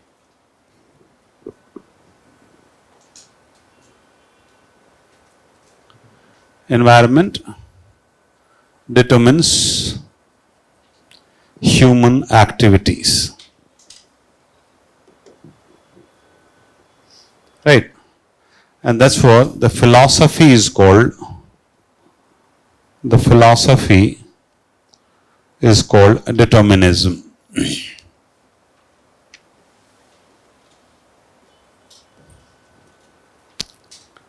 That means environment determines human activities. Like I gave you a few examples of equatorial region. Less productive, high death rate, high birth rate, low human growth, right? Less human development. It is environment determines that. The types of agriculture, tropical crops, temperate crops, right? The productivity of agriculture, human productivity. The people living in the coastal areas will be far more efficient in swimming as compared to the living in the interior. The countries which are coastal countries will be having more efficient naval forces as compared to the army. The countries which are in the middle will be more efficient and they'll have much more stronger army as compared to the navy. Right? So this ways environment determines. There are several such examples that the people living in the mountainous region are extremely liberal, extrovert, and the people in the plain areas are extremely cunning. And the plateau people will be in between. Right? Why it is so? The people in the plain area would love to move in flocks. Right? There will be the politics will flow in their blood because of that. Because they want to make groups, and the larger the group, stronger you are. So in the process, you want to make your group better and much stronger. You keep on asking people to by your side, and that process you become cunning. Right? There will be coward. The people of plain area will be coward, and that's why they will be much more vocal as compared to the people in the mountainous region. They'll be less loud but stronger. Why is it so? Just take one example of settlement. Imagine, not currently, but in the past, the mountainous region, one house, right? Another house will be just maybe aerial distance 100 meters, but zigzag will take mentally far. Imagine two kids are in that house and a snake comes. They won't be expecting someone else to come and help them. So since their childhood, they are mentally prepared to fight their own battle. That makes them mentally stronger. They can live alone. They can enjoy alone. They can go and watch movie alone. Anybody of you can go that? Watch movie alone? Alone. That's good. So you are also having some traits of mountains. Plain people will generally not go. Tu bhi aaja, kind of, they'll take a lot of people there. because they are having a compact settlement. Like if just smoke is there somewhere away in a village, there will be fire everywhere, and people will rush to help. Well, like come like echoing sound in some serials and all, aag lagi, aag lagi, aag lagi, aag lagi, kind of. So they'll rush to help each other. So they are habituated of that taking help, and in that process there'll be that's how the politics come into them. A chai wala who is totally illiterate will explain very confidently to everybody, even maybe educated graduate, what is the flaw, what was the flaw in the economic policy of Manmohan Singh. Very confidently he'll say that. Because he might have heard someone discussing yesterday. Right? And now he want to, that's how the feudalism comes. The feudal society. The reverential fear. And that's what you have, lot of impact of that mindset in religion also, the culture also. Like in our case, avatar system. Somebody will come and help and take our plight away, our problems away. That's also comes from that mindset. The people of the areas like Finland and China and all, they have very smaller eyes. The geographer explained, the environmentalist explained that there are a lot of flies in that area. And so they keep their eyes closed to avoid that flies. And that's when the process, the genetic evolution has led to their smaller eyes.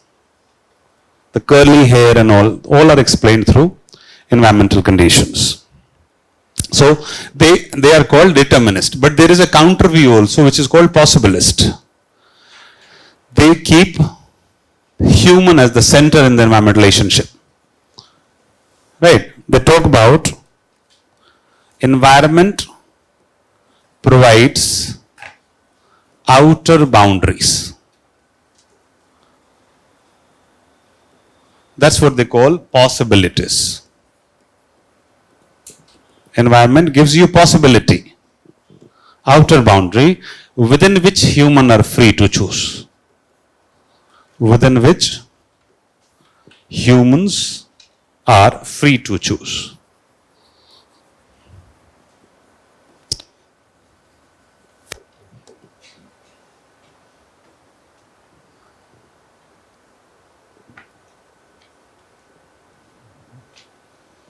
Like you cannot grow wheat in Arctic region. So that is the outer boundary of the environment. You should not grow rice in Punjab. Right? But human have capacity to supply irrigation, and through irrigation can cultivate rice in Punjab. Right? That is the middle of that. Extreme environmentalist and extreme possibilist. Middle example is this, where the Punjab, though climatically not suitable for rice cultivation, but they are growing rice. But at the consequence will be severe on soil pollution, water depletion, water scarcity and all. So that is where a combination of environmentalism and possibilism is a combination of both. Right now if you're talking about global warming and all, so that will be environmental determinists will be proving themselves right. Because if you are interfering too much with the environmental process, you will have to face the consequences also. So a combination of both of the philosophies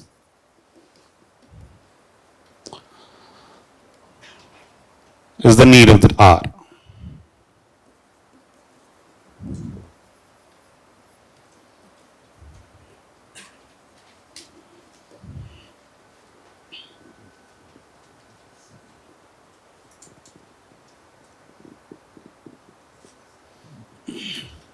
Right. Human geography.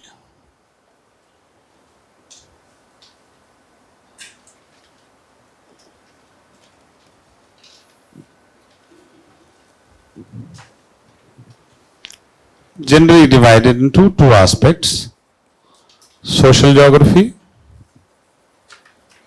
and economic geography.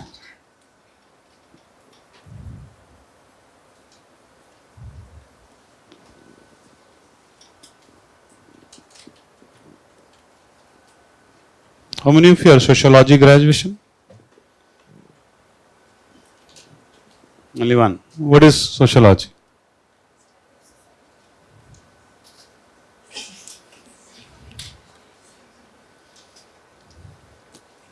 What is economy?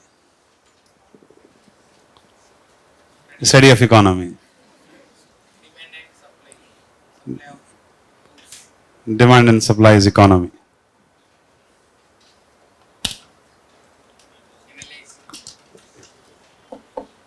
Analysis of?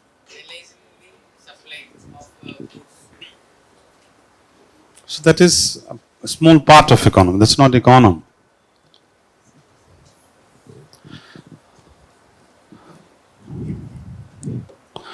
The way we live is sociology, social geography. What we do to make our living.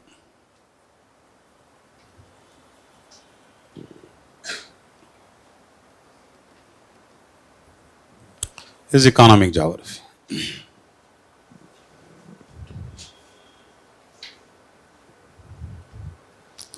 Like settlement,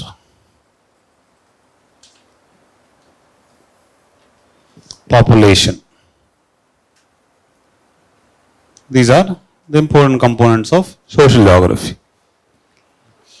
Then we have agriculture, industry, anything, economic activity, lumbering, etc. Any use of resources for well-being of human is economic geography.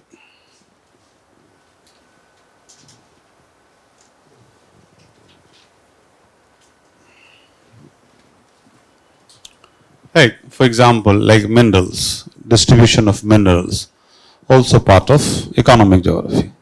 So whatever we are discussing in these areas, we are actually talking about human geography.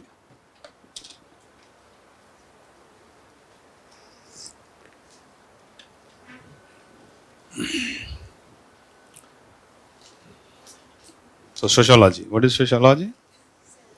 The way we live. Human behavior is one component of sociology, not all component. So the way we live, all is sociology. The study of the Homo sapien, the way we live, is sociology. The way we live is cultural aspect also, behavioral aspects also. A small part of behavior is sociology. The way we react. That's what, have you read about mental map? Mental map? What is it? Mental map. Like even if you, like many times in UPSC, you will get a term which you have never heard. But you can decipher right there in the examination hall. Develop that ability also. I told you one term, mental map. Right? Most of you might not have heard about it. But all of you know about it. That's what I will keep on torturing you for this. Seriously, to train your mind, not to react quickly that since I haven't read, I won't be able to answer. That's the basic human nature. Because we are a status quoist and our mind works in the easiest direction. So they'll immediately reject, no, I don't know. So I don't think about it. Force it. So gradually you need to train that mind. Mental map. Mental map. The map of mind. The map in the mind is a mental map. That is what perceptual environment we were talking about. The way we perceive depends upon multiple factors. The way we perceive anything, any challenges also, it depends upon the upbringings, the colleges, the background, the institutions you belong to, the family you belong to, the kind of parents you have, the kind of siblings you have, the kind of neighbor you have. You have much stronger gait when your neighbors are not good. Right? So mental map. If the crime rate is higher in any area, women empowerment will be less automatically. Are you getting it? Look at how I'm correlating. So this is the mental map. So women or the girls will not be free to go out in the market or for any activity. So they will be confined to the houses for good amount of time. So parents will be restricting their daughters and the female members of their family from going outside. So that will affect education, that will affect economic activities of women, that will affect social role of women, that will affect the decision making process of the society itself. When woman is not participant in the decision making will be male dominated, and that will be having a lot of flaws, because women are equally important and their side of version should be told by them itself to make the decision more efficient. So you can keep on correlating that with. Right. Just for one example I'm giving you about, let's say, minerals. How to think about it. Right. Initially it might be complicated. Just bear with me for some time. Maybe just today's class.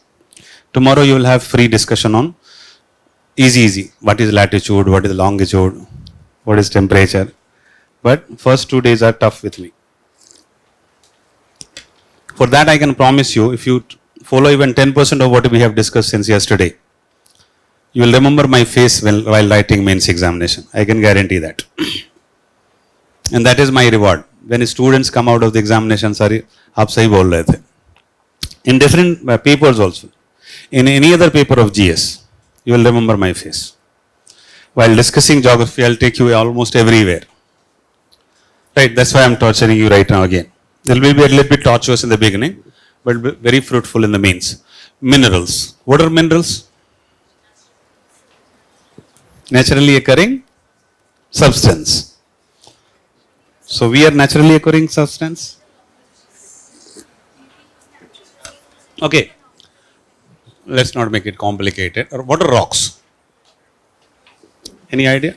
Rocks are aggregates of minerals. Right? Right? So we can say that, just as a layman, when we pick up rocks, it is combination of a lot of minerals. As simple as that.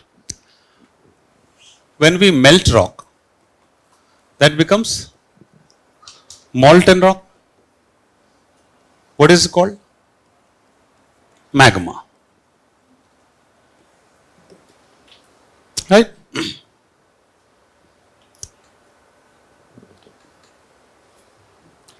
The magma or the molten rock material will be found below the earth interior or below the earth surface. Right? So rocks are aggregates of minerals and magmas are molten rocks. So can we say magmas are molten minerals? Right? Imagine the surface of the earth. Here you have magma. This magma is rising and ultimately we reach onto the surface to make the crustal part, the top part of the earth. In the beginning, earth was in a molten state. You might have heard about it. So whatever crust we are standing right now on, whether it is continental part or oceanic part, all of them are made up of the magma which came out from the interior and deposited, cooled down and solidified. Right? Now this magma at a depth of, let's say, 500 kilometers have a combination of minerals. Right? So let's say first metallic minerals. So it might be heavy metallic minerals and lighter metallic minerals. There are a lot of minerals present in it. So there might be a proportion of heavy and light. The moment it goes up, will the proportion be same or different? Simple principle. You don't need to have the rocket science and all. Simple principle of understanding of density differentiation or gravity. If there is a combination, let's say suppose 80% heavy metallic minerals, 20% lighter minerals. Suppose. When it goes, let's say suppose at the depth of 400 kilometers, will there be change in proportion? There will be? How? How that proportion will change? The lighter mineral will be higher as compared to the heavier mineral. So this might become, let's say, 40-60. Why? Because while traveling, lighter mineral can move faster as compared to the heavier minerals. And because of the density difference, there will be difference in the proportion, or we can say chemical composition. Suppose if a magma cools down right here and forms rock, another cools down right here and forms rock. So this will be lighter and this will be denser. Good morning. Wherever you need to discuss, let me know. So if we say that from the bottom till the surface and higher up above the surface also, if we take that ways, if we go closer to the surface, or let's say distance from the center of the earth keeps on increasing, the rocks will be lighter, lighter and the lighter and the lightest. Any doubt? Hope you understand? Now let's take it on the surface. You have a mountain, right? Let's divide that mountain into 3 parts. Can we say that the topmost of the mountain will have the lightest mineral?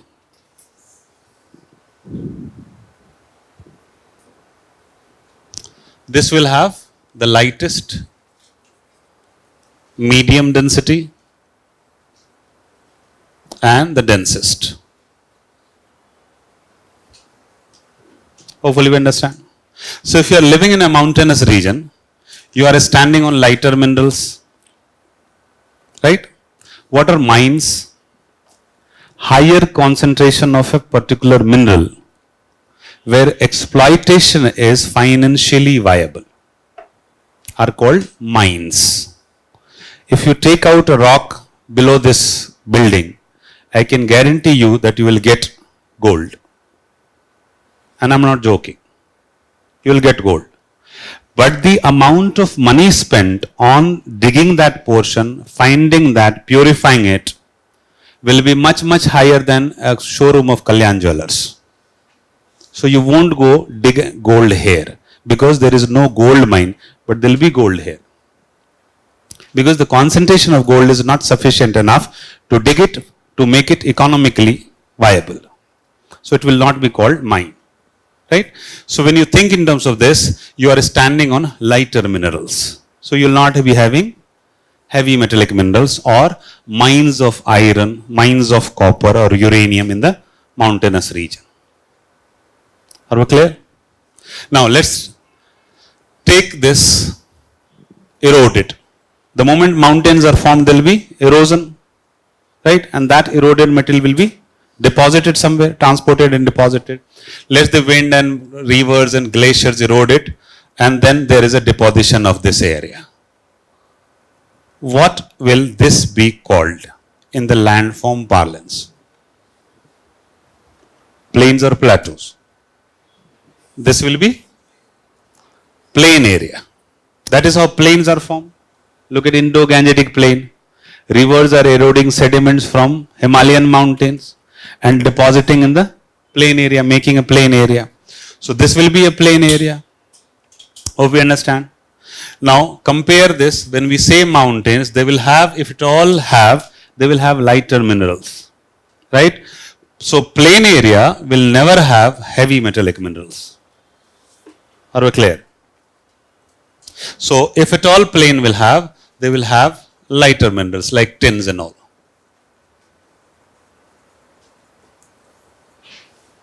Right?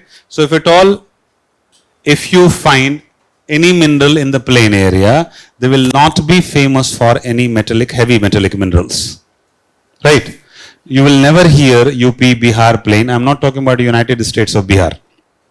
Earlier Bihar and Jharkhand was one single state. I used to call it United States of Bihar. USB. So they were having, the Bihar having minerals. If at all Bihar is having minerals, it is on the plateau area. A portion of plateau is still lying in Bihar after division, right? So plain area will never have heavy metallic minerals. Mountain areas will not have heavy metallic minerals. Now you remove it, all are removed, the upper portion, and this portion is exposed. In any area of the world, this Chota Nagpur plateau. So once the upper part is removed and this bottom is exposed, this is what we call plateau. Are we getting it? So that is why plateau will have heavy metallic minerals. So if at all you find metallic minerals, the moment we say that it is a plateau of which type we'll talk later, you can expect metallic minerals there. Right? Importance of Africa increased post-industrial revolution. Africa is called a plateau continent. This term itself gives you a lot of information. The moment you hear plateau continent, means will be rich in metallic minerals. So this single, like you might read volcanism. That is one topic. When you go into volcanism, volcanic rocks, understanding of that, the source of tourism, then the minerals, how minerals are formed, and where you can find minerals, then becomes multiple times, or your productivity will be many times. So here when we think about the plateau areas, or which plateau? That is called denuded plateau. Denudation means erosion. And we can say that as a layman, eroded plateau. And that erosion takes millions of years. It's not like 100 years, 200 years, millions of years. So that's why there will be very old plateau. So not all the plateau will be rich in minerals, but those plateaus which are very old have gone through erosion continuously for millions of years and their bottom are exposed, they will be rich in metallic minerals. Right? If metallic minerals are found over the plateau areas, then the industries will be located there. Right?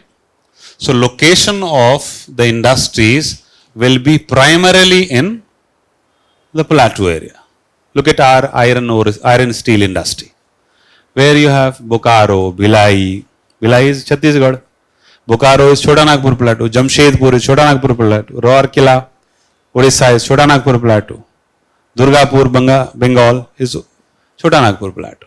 Karnataka Plateau we have Vidarbha, Vishveshwarya steel plants.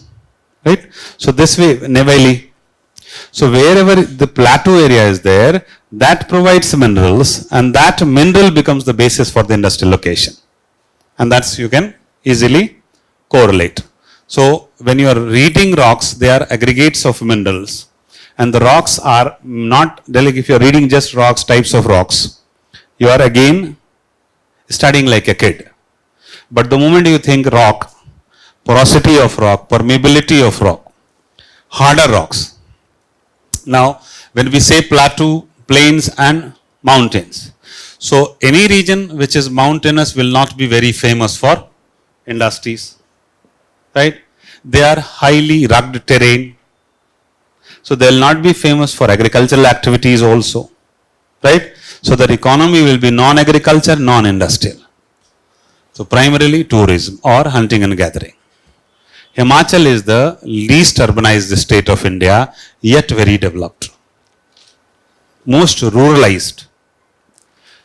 Very often you will see that the development is directly linked with urbanization. But Himachal is one of the example in our country which is least urbanized, yet one of the developed state. Very good women empowerment, higher education and all. Kashmir has a different reason for its history of partition and all, but otherwise the mountainous state will have different set of economy. Right? They will be hazard prone. Right? Physiography also determines the natural hazard also, natural disaster also. Right? Some area might be flood prone, some area might be drought prone, desert areas, peripheral area of desert, then heavy rainfall area, higher number of rivers passing through an area. So different area will be differently vulnerable for different type of natural disaster. That is also dependent upon what?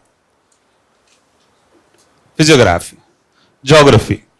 Like one aspect which very often will open your mind is eastern states in our country. Eastern states are relatively less developed. Relatively less developed as compared to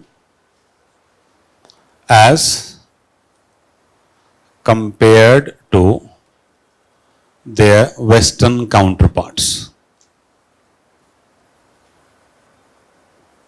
As compared to their Western counterparts.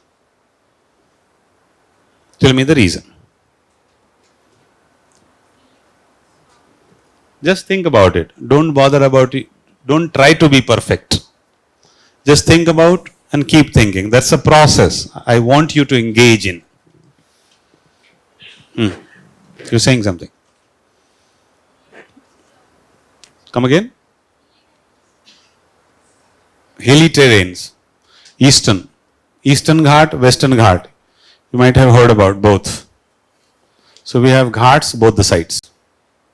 There will be several factors. I just want you to speak something. Think about it.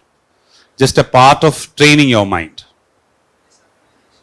Less consequence. Poverty ridden area will be least urbanized. More tribal consequence.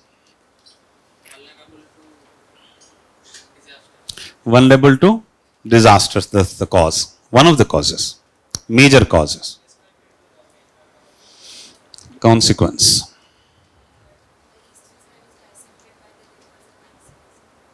Reverse. That is disaster. Naxalism is consequence. Just look at Red Corridor, you might have heard. Which are the areas which are affected? Orissa, Jharkhand, Chhattisgarh and parts of peripheral Andhra, which is hilly region. Look at the geographical aspects of it. The area which actually started Naxalism, Naxal Bari, it is in West Bengal. It is wiped out from West Bengal because Bengal is a much more developed state. Right. So again, development has great to do with any kind of criminal activities, including Naxalism or terrorism or whatever you call it. Right. Very often you might have heard terrorism has nothing to do with religion. And that's so true. If you want to sell some other way, that's different. But it has nothing to do with religion. It is primarily associated with geopolitics. Right. Where religion can be handy to choose those miscreants. Like हमारे मुसलमानों को बर्बाद किया जा रहा है तो तुम आओ मरने के लिए. Actual में the person who is calling for is using those people to have economic return.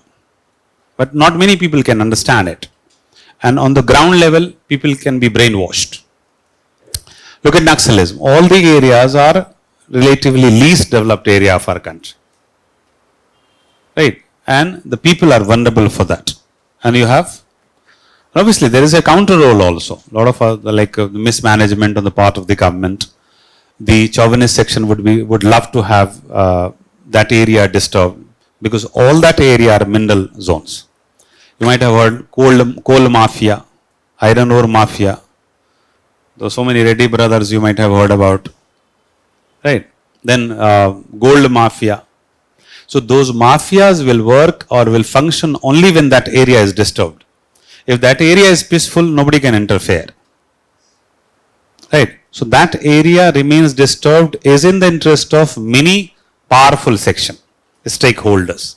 So that is the consequence, not the cause. So having minerals is also a reason for geopolitical interference where the chauvinist section would love to keep that area disturbed. Then most important aspect is disaster prone. Most of the eastern states are extremely flood prone. Right. Then you have the cyclones. Cyclones rarely hit western states, but very frequently hit eastern states. Tamil Nadu is not hit as intensely by cyclones as compared to, let's say, Andhra, Orissa, or even Bengal or Bihar areas, thunderstorms and all. So Tamil Nadu is relatively more developed as compared to these areas. Look at how we can correlate. You can generate 2-3 points like some geographical factors. You don't need to write about geographical factors.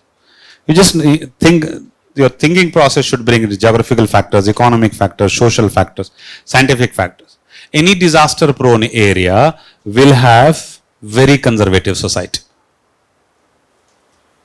will be crime prone, will have less morality, moralist or moral society, moral standard or ethical standard will be much more poorer in the case of disaster prone society. Can you correlate it? Why?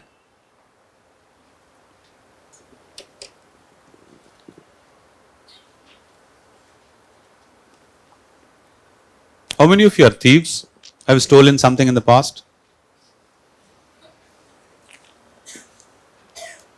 How many of you think that you can steal if given the opportunity? None will say that, right? But all of you are thieves. All of us are thieves. If you go to become an IS officer, why do you want to become an IS officer? Good. So I want you to be honest till you become IS officer. Look at here. This is the moral standard, ethical standard I'm talking about. Right? Humans are vulnerable to the situations. Imagine all of us are locked in this classroom for the next 24 hours. Right? We'll start starving. Another 12 hours. And then when you go out, suddenly you hear that Modi ji has announced that none of the currency will work. Whatever is in your pocket is useless. What will you do? What will we all do?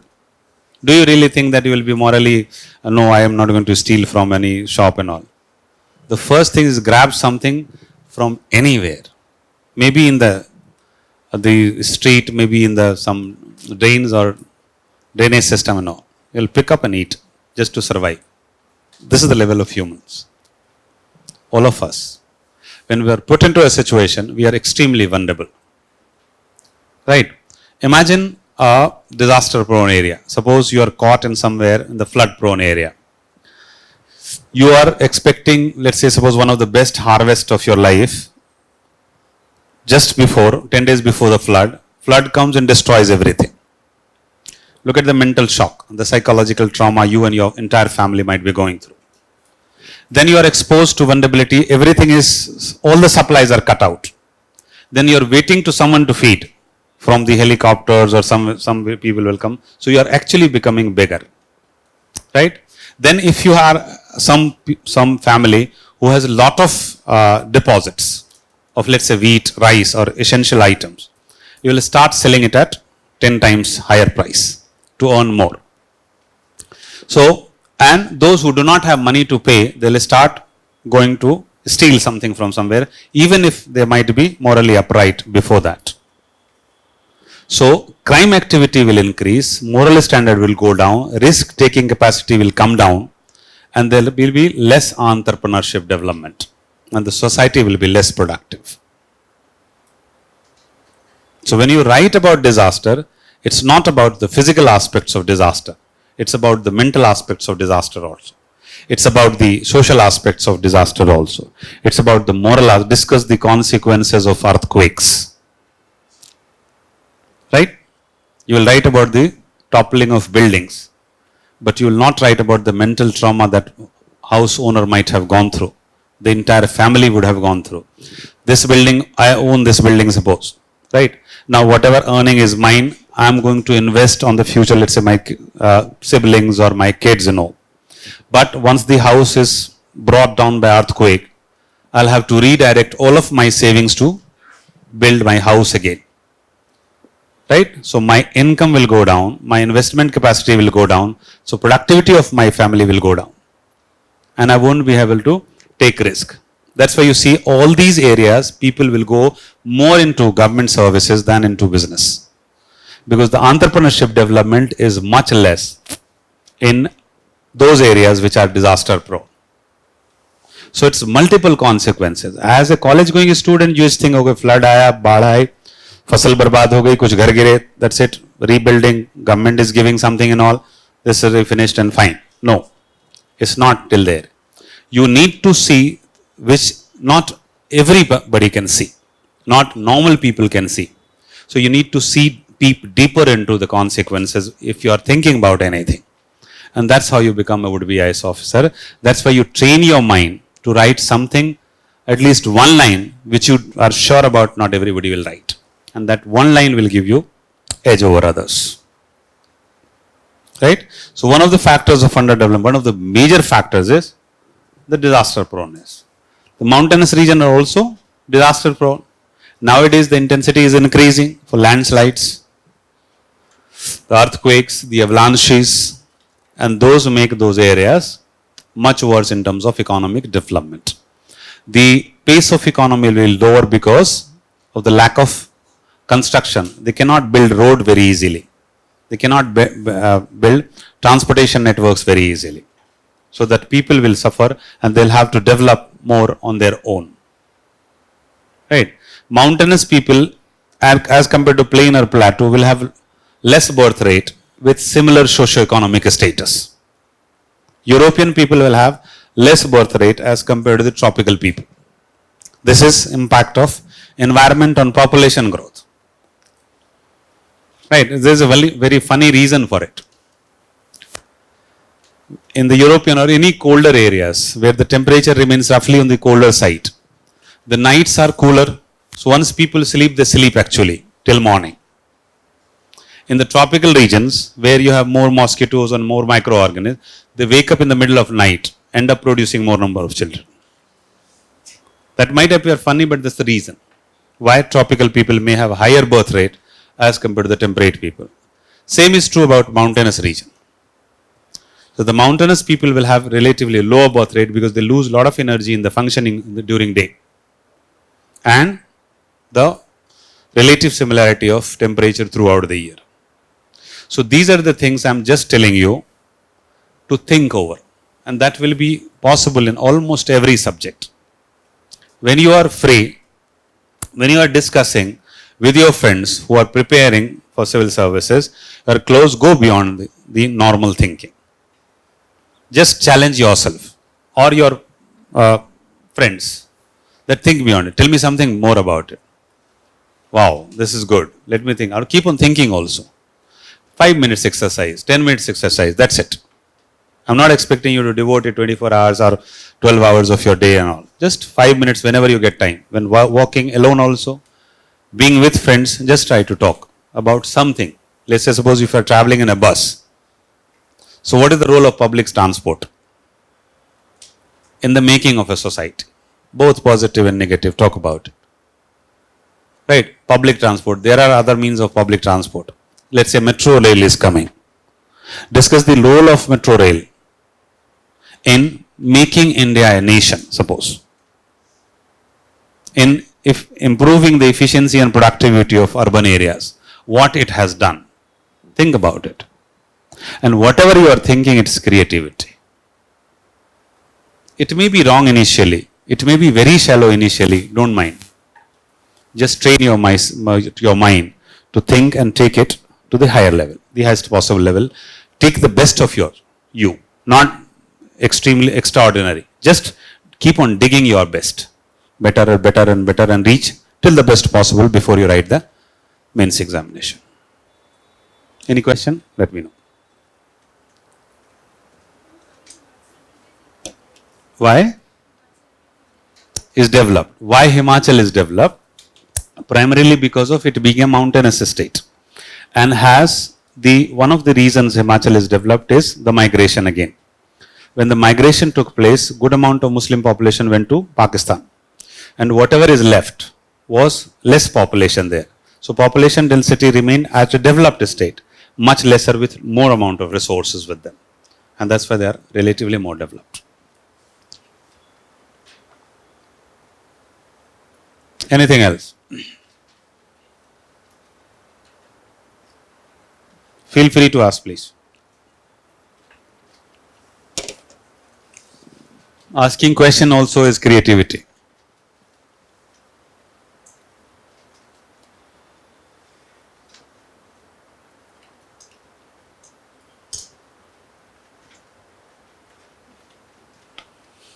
Is test out?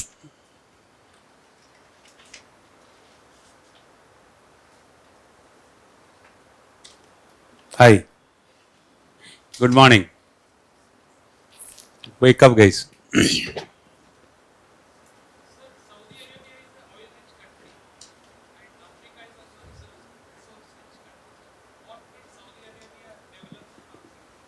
Developed then? Saudi Arabia is the best tourist nation of the world. Do you know that? The highest tourist.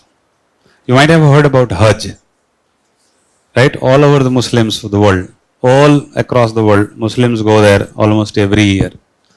If there is nothing with Saudi Arabia, they'll keep on earning a lot of money. And since 570 or 6th century, the people visit that place. So automatically when tourists are coming, they are not only giving you a lot of money, but also teaching you.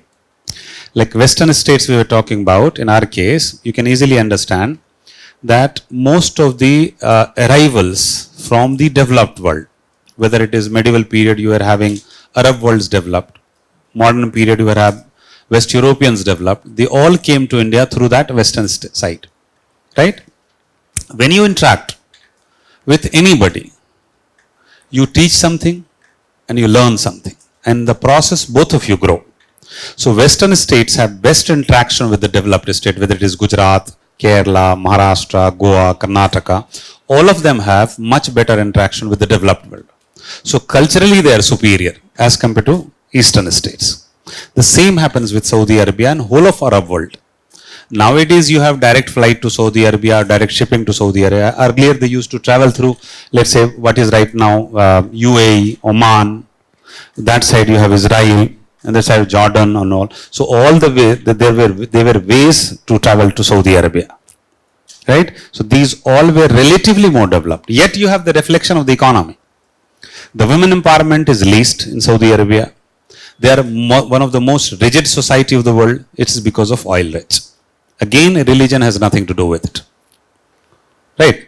Most populous state, Muslim country in the world is Indonesia, which is one of the most liberal country. Because Indonesia is populated most by Indians, Chinese or Australians. They came to those islands, they made their home, they mingled together, they made a nation which is much more liberal. So dominantly Muslim country, 98%, yet one of the most liberal country of the world. Look at Saudi Arabia and look at their economy. Island nation, economy is different, so they have different society. Saudi Arabia is one of the worst dictator of the world because of oil. The moment they lose oil, West Asia will be one of the most peaceful area of the world. I'm just praying for the day.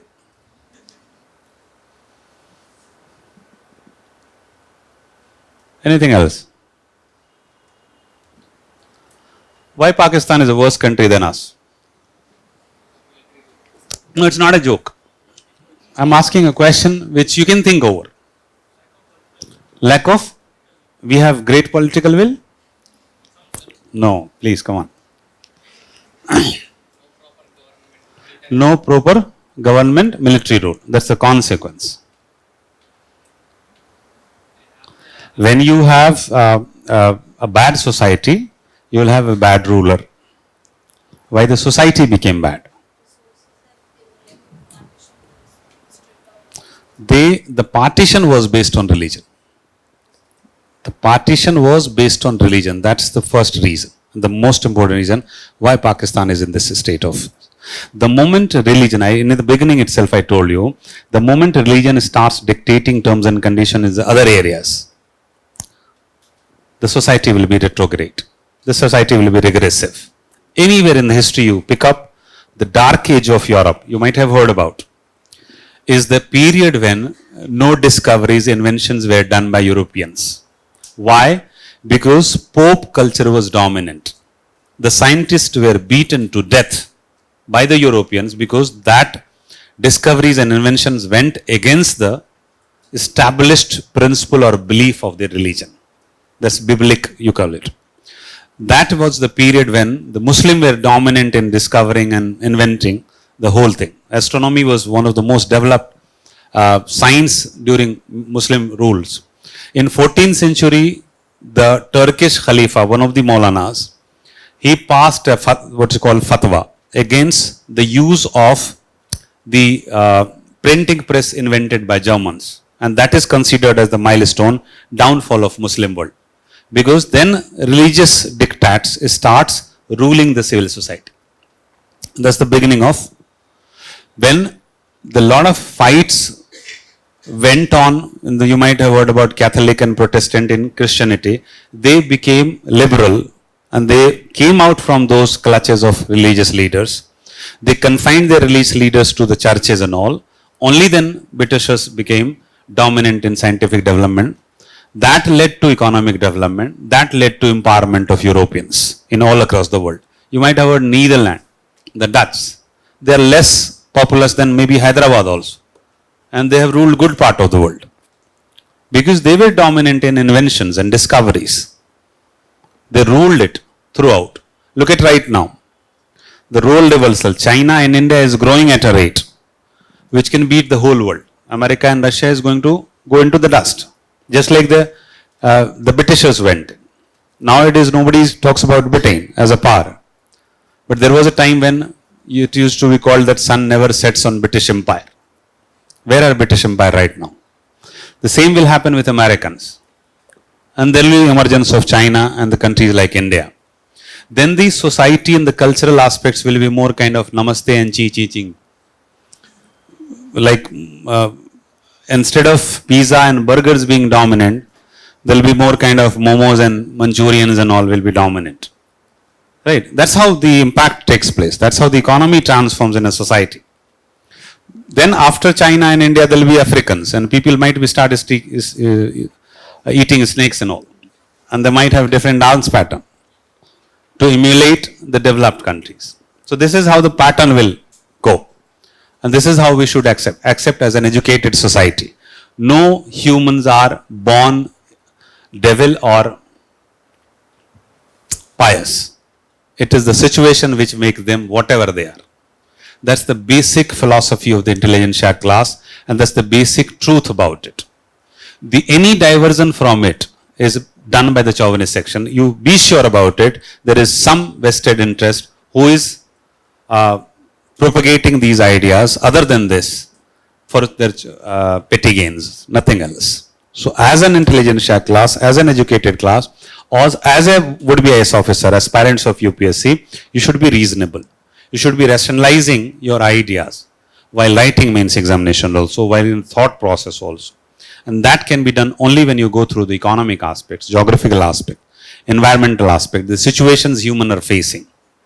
I give you example. All of us will start stealing just tomorrow evening if we are stuck in this room. Right? And the currency is not working. Whatever we have in the pockets. Suppose half of us don't have money to feed yourself for one time. You will start stealing tomorrow. Right? You were put a gun on your head and told to speak anything, you will speak anything. That is basic survival instinct of humans or any species. So think from that line. Go into the reasoning of economy. Starting from your family problem to the international level. The root cause will always be economy. Will always be economy. Even a mother loves the child who is much more earning, who has the better potential, intelligent guy or girl. That's the better reality. Though we don't believe it because they are mothers. But the fact is that. Right? Maybe your mother might not be like that, but it is the truth. So whenever you try to find out issues or problems or try to write something which is subjective in nature, the root cause will always be economy. And in the process, you will be rationalizing your own idea. That's all for the day. Bring the atlas tomorrow. And we'll start latitude, longitude and all tomorrow, Earth interior. Thank you and take care.